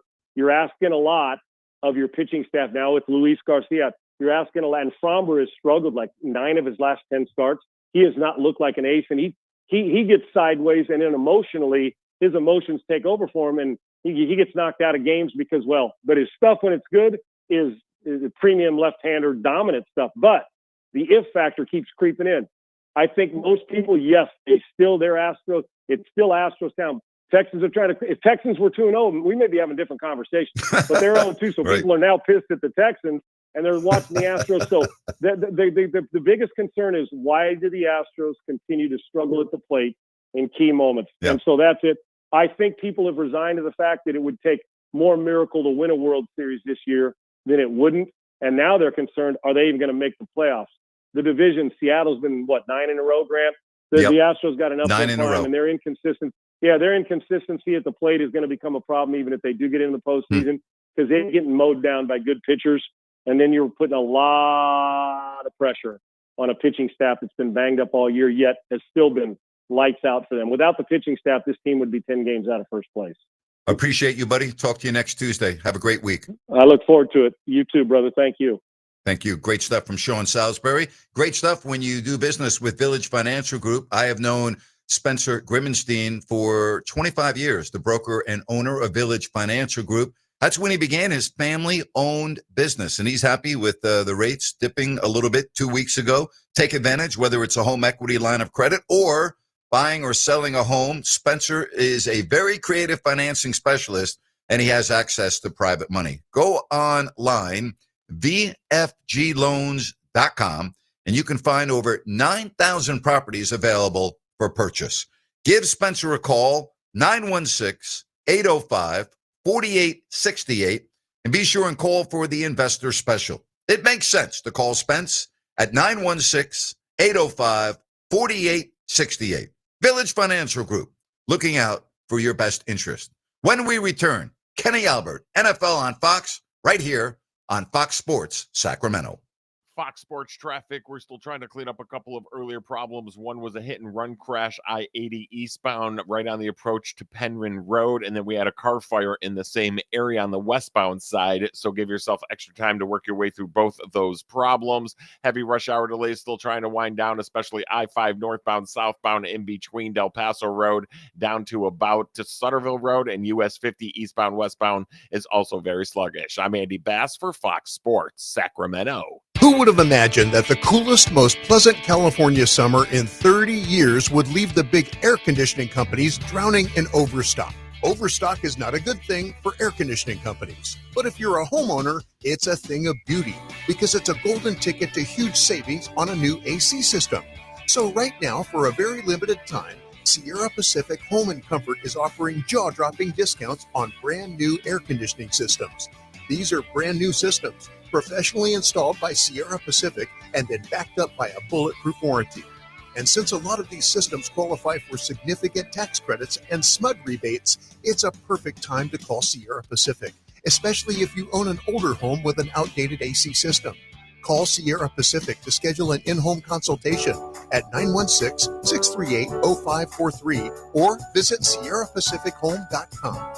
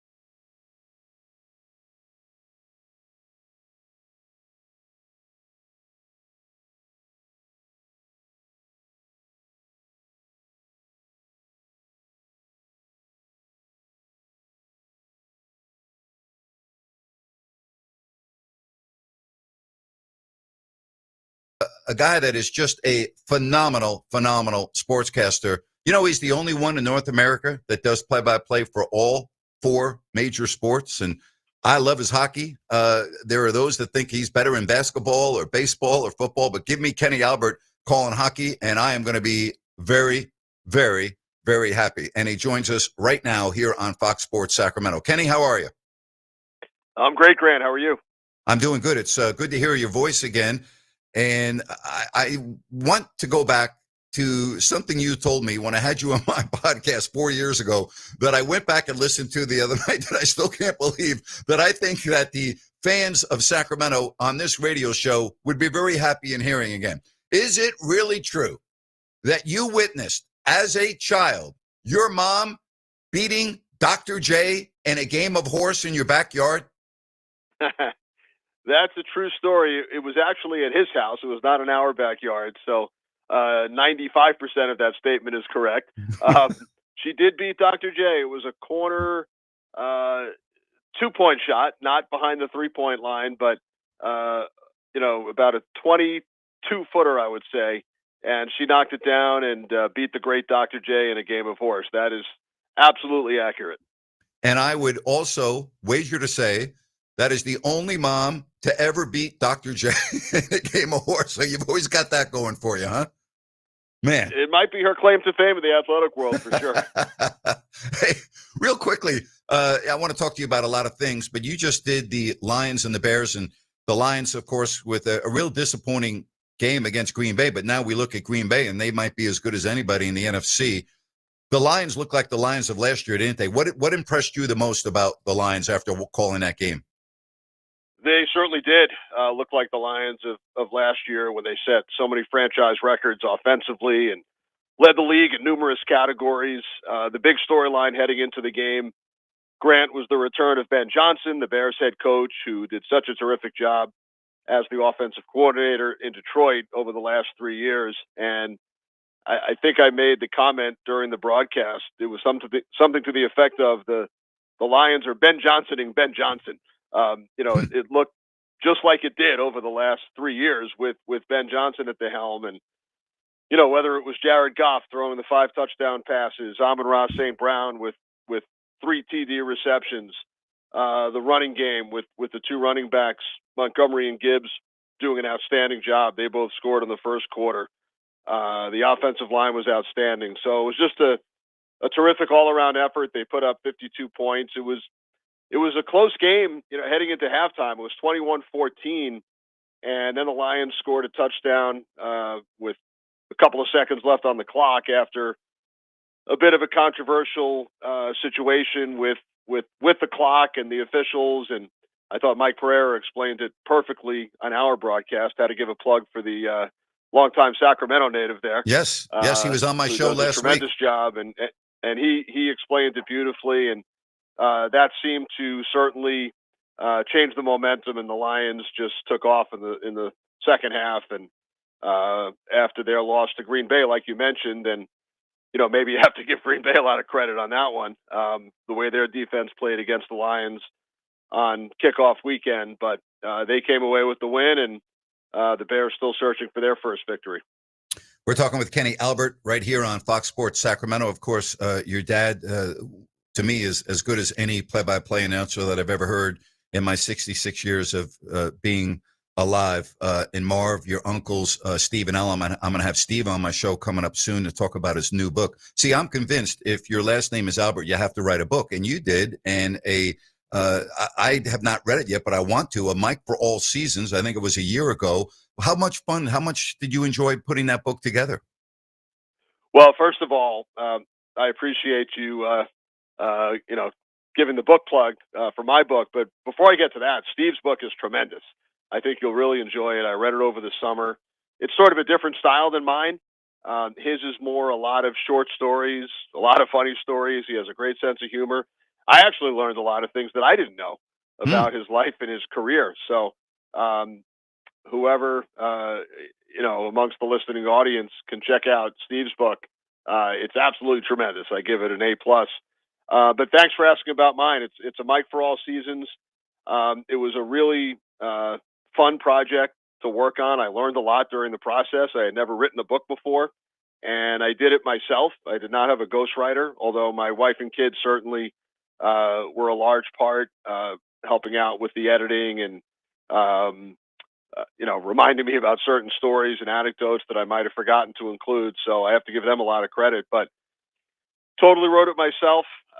Published by Triumph Books out of Chicago. They do a terrific job. And I always thought about potentially writing a book, Grant. I felt like I had a lot of stories, as you do from the decades of broadcasting and traveling, and never really had the time. And then when COVID hit, all of a sudden, we all had a lot more time than we were used to. And about a year before that, I had been contacted by a book agent in New York named Andrew Blauner. We had some mutual friends we had never met, and he's a big sports fan as well. And he sent me an email and said, if you're ever thinking about writing the book, maybe I can help connect you with a publisher. And that's exactly what took place. And I basically was told, this is 2020. I was told you have to get us 70,000 words by September 1st, 2022. Those are my instructions. And I had submitted some sample chapters and an outline prior to that. But, once they signed on, that was it. It was in my hands. And I remember at one point looking, at the top right corner of the computer where it gives you the word count, and I was at about 30,000. And I thought to myself, how am I ever going to get to 70,000? Wow. And I think I wound up with about 80,000 at the end, before the editing process. But I always felt like I had a lot of stories. Like you, I speak to hundreds of high school and college broadcasting students every year at various camps and programs. And they always ask great questions, and I find myself telling a lot of the same stories. So I figured, why not put pen to paper or keyboard? So it's really a compilation of, first off, stories about my early life. You mentioned both of my parents. They actually met at Shea Stadium in 1964. They were both working there. during the Mets' first season. My father was doing a pre- and post-game show, and my mother was an usherette. She was a hostess who would show fans to their seats and answer questions about the new stadium. So he actually interviewed her on the radio in May of 1964, and that was how they first met. So Wow. if not for the Mets and Shea Stadium, I wouldn't Wow. be here. And then I wrote about my first months on this earth. I was born 3 months premature. I spent 2.5 months in an incubator in Lenox Hill Hospital in New York City. So I write about, my early childhood, and then growing up in a sportscasting family, starting to do games into a tape recorder when I was 5 or 6 years old. Throughout the high school years, getting an unbelievable opportunity to broadcast high school games when I was 15, 16 years old on Long Island, through the college days, the minor league hockey years I spent in Baltimore, and right on through, through the current time. And, there's a chapter on favorite games, memorable games. There's a chapter on the 250 plus analysts that I've worked with. There's a chapter on travel tales, travel stories, a chapter on the various Olympics that I've worked, a chapter on the COVID years and how we did the broadcast during that time, a chapter paying it forward to the young broadcasters out there. So it was really a labor of love putting it together. Looking back, the editing process was probably harder than the actual writing process. Once it was sent back to me, and then I had to read it over and over, and you wind up finding mistakes. The 8th time you read a page, you miss it the first 7 times. So, that was certainly a learning experience. But when I first, received the boxes of the initial copies a little over 2 years ago, it was such a surreal feeling. Triumph did an unbelievable job with the cover, the photos they used, and the fact that Wayne Gretzky and Walt Clyde Frazier agreed to write the forwards. 2 gentlemen who I've had the great pleasure to work with and get to know. And even though they were among the greatest athletes of all time, they're even better people. So when I look at the book, and I'm looking at it right now, and I see their names on it, it's almost hard to believe. But it was a real fun experience. Very proud of it, and was on the interview circuit. Did a lot of interviews talking about it when it first came out, and it really never gets old because it was a lot of fun and was able to chronicle, some of the great games that I've worked, some of the big events that I've been involved in. I'll give you a quick. For the listeners, my 2 favorite stories, I'll give you the Cliff Notes version. Sure. One has to do with a prank, a fake arrest of me that was set up by Barry Trotz, one of the winningest coaches in NHL history, who was my roommate on the road during my minor league days. So that's always a favorite story, especially for anyone who's read my book. And then doing the sideline reporting and the post-game interviews on Fox for the 2003 American League Championship Series between the Yankees and the Red Sox, doing a fake interview that never made it onto the air with Mayor Bloomberg of New York at the time, because Fox had already signed off. It was the Aaron Boone game, which sent the Yankees into the World Series, and I was down doing the interviews in the clubhouse, and it was 1 a.m, and I threw it back up to Joe Buck and Tim McCarver, and they sent it to the late local news. And the mayor was standing off to the side, and his PR person came over to me and whispered, "Can you have the mayor on next?" And I said, "Well, we're off the air." And then he said to me, he whispered, "Can you fake it?" So hopefully I helped him keep his job. So that's one of my favorite stories that's in the book. I love as well. it. The thing that you mentioned in talking with young people, aspiring sportscasters, because I've been blessed to talk to a lot, and I like mentoring young talent that I think can really do well in our profession. I always talk about versatility. Don't put yourself in a box. I grew up, I wanted to be a hockey announcer. I announced Bowling Green hockey for a number of years, and that was my love. I wanted to be a hockey announcer, but you know what? It didn't happen. Basketball fell in my lap, and so I did that for 32 years, and I've been blessed to do other things as well. I look at you, Kenny. We talk about the only sportscaster currently doing play-by-play for all 4 professional leagues, and you do the Olympics, watching you do the water polo in Paris. I just think versatility is so important. You agree with that when you tell young people, just don't focus on one sport, do a lot of things, because you never know what's going to come down the road? Yeah, absolutely. I totally agree 100%. When I was in high school, and I referenced this briefly before, a small cable station, Cox Cable on Long Island, happened to come to my school to film a girls' basketball game. And they didn't have any announcers. They had 2 cameras and a production van, and that was it. And our athletic director introduced me to the producer. And I said, I'll do it if you need somebody. So they clipped a microphone onto my shirt. I announced that game, sat in the second row behind the team bench, and the people around me probably thought I was talking to myself all game. They didn't, might not have seen the little microphone that was clipped onto my shirt. But the best thing I did was talk to the producer, the late Roy Menton, after the game. And he gave me his business card. This is pre-cell phones and email. And I called him the next day, and he gave me the opportunity. I was in 10th grade to broadcast over the next 3 years what turned out to be, I would say, 75 to 100 high school and some Division III college events all around Long Island. And it was everything. It was basketball, football, baseball, hockey, soccer, lacrosse. And I would bring friends along as color commentators. And it was just such an unbelievable experience. At that time, there weren't that many people my age that would have the opportunity to do this. So I felt like I had a 3-year head start on anybody who was going to pursue broadcasting in college. And then even during my early professional years working in Washington for Home Team Sports, my main gig was the Washington Capitals home games. That was what I was hired for. But they also gave me the opportunity to do a lot of college basketball, men's and women's, some football, soccer, lacrosse, even college wrestling. I did once. I felt like I had no idea what I was watching while we were doing the event. Right. Luckily, I had a great color analyst on that one. But I give that advice all the time, even if it's something out of your comfort zone. When I was hired to do Olympic track and field or volleyball or water polo, I'm not ashamed to admit that I went out and bought a book, Water Polo for Dummies, Track and Field for Dummies. I sat down. True story. I sat down with our local high school volleyball coach, and I said to her, if you don't mind, tell me everything about the sport, the history, the rules, some of the anecdotes, things you've been involved with through the years, the strategy. So just try to learn, and you never know what opportunity might be presented to you. Incredible.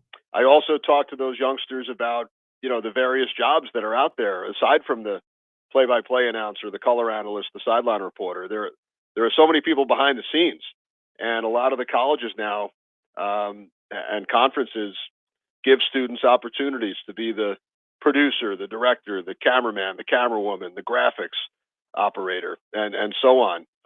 When you watch a game or listen to a game on the radio, you only hear 2 or 3 voices, but on a given NFL game, for example, that I work on a Sunday, there are probably 80 to 100 people involved in getting that telecast on the air. You talk about getting the telecast on the air. I want to share a story with you. In 1994, you remember that very well because the Rangers beat the Canucks in that thrilling Game 7 at Madison Square Garden. But in the regular season that year, on an off night, I went to San Jose and brought my tape recorder, and I announced a hockey game, and I sent it to the director of broadcasting for the Sharks, Mark Stolberger. And a year later, I get a call from Mark, and he said, hey, I really like your tape. I am curious, would you want to fill in for Randy Hahn, who you know very well, the longtime TV voice of the Sharks, because his wife's having a baby and he's going on maternity? And I said, let me check the schedule. And I'm like, yeah. So the first game I do is at San Jose, and Pete Stemkowski is my color analyst, who you've known very well. Wow. And I just saw Stemmer yesterday. Oh, really? Okay. Well, so anyway, I'm really excited because Stemmer was one of my favorite players on the Rangers when I was growing up. I used to love Stemmer. So it's I don't know if you know who Mark Stolberger is, but he's a very fiery. I do. I do remember Mark. Okay. Well, Mark is very animated in the truck. Mark is very he's not afraid to yell at you. So anyway, it's the first period, and the Canucks had a defenseman, Dana Merzen, who I'm sure you remember. Dana Merzen. Yep. Well, Stemmer in the first period. Yeah. Stemmer in the first period is saying Mirza, not Merzen. And finally, in the middle of the call, I'm announcing the game, and in the middle of it, Mark Stolberger goes, it is effing Merzen. M-U-R-Y-Z-N, Pete. Effing Merzen. That's my memory that I take away from doing my first ever NHL game with Mark Stolberger as the producer. Great stuff. Well, Stemmer is still He's still filling in on some Rangers hockey on the radio. Just saw him yesterday. He's a great guy. Well, played on the 1967 Leafs the last time they won the Cup. So I'll have to ask him if he remembers that game and that story. Appreciate your time, Kenny. It's great catching up with you. All the best. Thanks, Grant. Really appreciate it.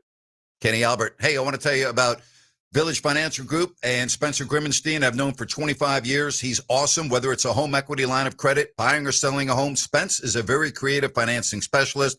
He has access to private money. Go to vfgloans.com. Call 916-805-4868. Be sure and call for the investor special. It makes sense to call Spence at 916-805-4868. Village Financial Group, looking out for your best interest. We're back. Final segment, next Fox Sports Sacramento. Fox Sports Traffic taking one final look at the roadways. State Route 99, 12th Street. We got an accident collision slowing things down. I-80 westbound on the approach to Newcastle Road. Also got an injury crash slowing things down there. And a little bit of a traffic hazard on US 50 eastbound, just a little bit past Bidwell Street. Give yourself that extra time to work your way through all these problems. With Choice at Hour Traffic, I'm Andy Bass for Fox Sports Sacramento. Hi, it's Margot from Bennett's Restaurants. At Bennett's, it's all about bold flavors and fresh handcrafted food served with genuine hospitality. Craving prime hand-cut steaks? We've got them. Fresh salmon, halibut, or giant Mexican prawns? We've got those too. At Bennett's, we serve premium seafood and steaks in a relaxed setting. Whether you're joining us for a special night out or a casual bite, we'll treat you like family every time. Find us in Sacramento, Roseville, and Rockland. View our menus and make a reservation at bennettsrestaurants.com. Listen up, guys. Are you experiencing any of the following? Fatigue, less drive, poor performance? If so, you may be one of the nearly 30 million men in the U.S. today dealing with ED. But did you know you don't have to pay hundreds for a prescription anymore? And you don't have to deal with the hassle of seeing the doctor or the embarrassment of going to the pharmacy for a certain pill. Now, with one free call, you can find out how Herbal Virility Max can help you feel like a man again. For over a decade, Herbal Virility Max has helped guys just like you put a smile back on their face with improved performance and drive. Call today and ask about our buy one, get one free offer. 800-690-8445. 800-690-8445. 800-690-8445. That's 800-690-8445. How bad does Cameron Cade want it? Sports fans, finally a horror film with a football twist. Check out Him, the IMAX experience, playing this week at the Esquire IMAX Theater in downtown Sacramento.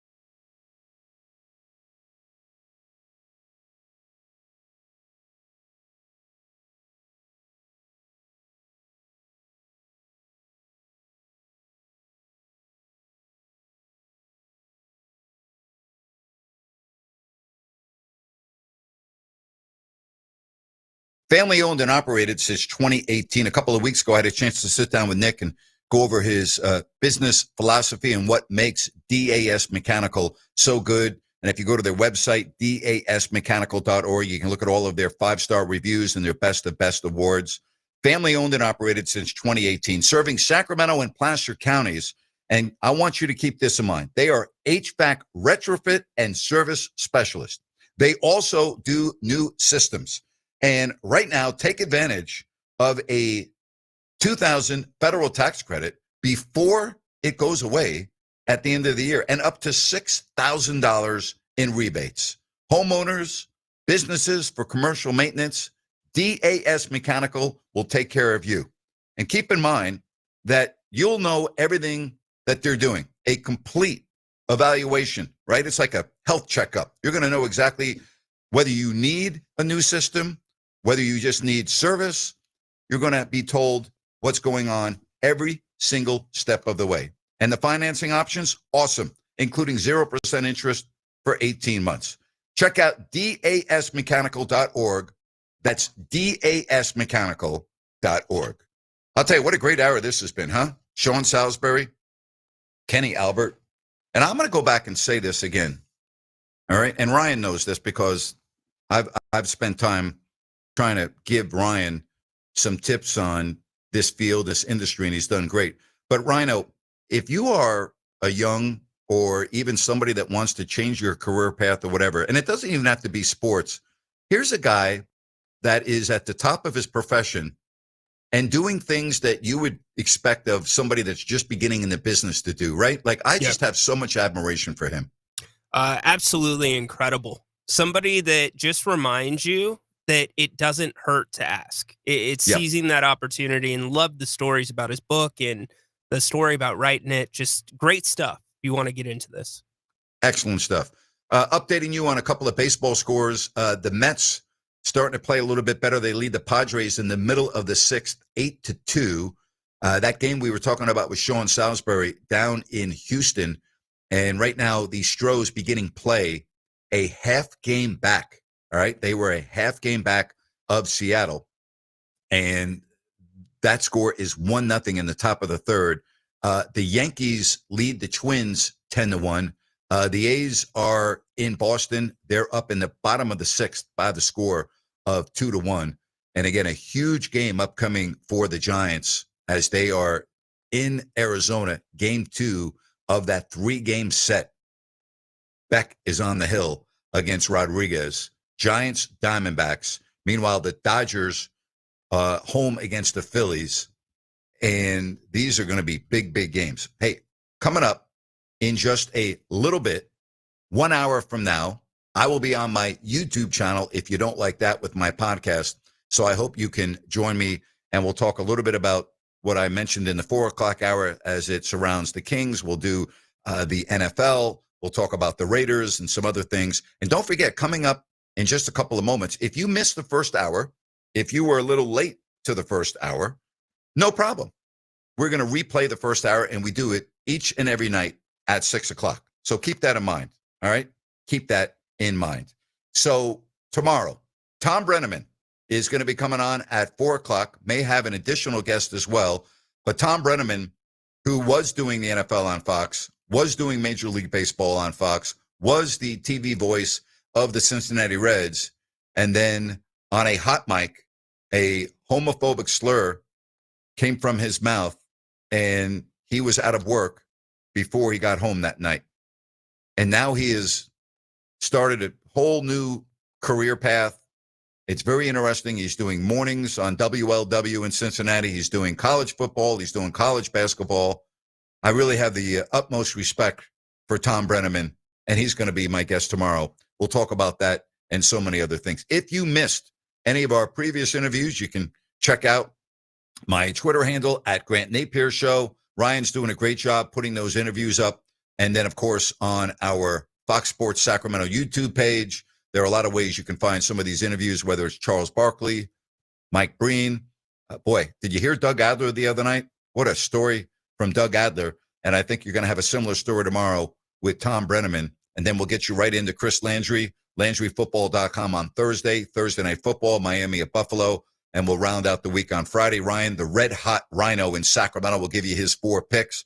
I am in the rearview mirror. I'll give you my 4 picks. We'll go over the NFL schedule and everything else. Get you ready for the weekend. That is coming up on Friday. My thanks again to you and your phone calls today and all of your messages. My thanks to Sean Salisbury, talking college and the NFL.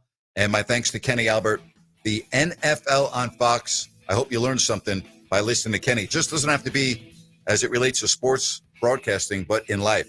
Work harder than the person next to you. That's the key. Talk to you tomorrow at 3 o'clock and on my YouTube channel 1 hour from now. Bye-bye, everybody.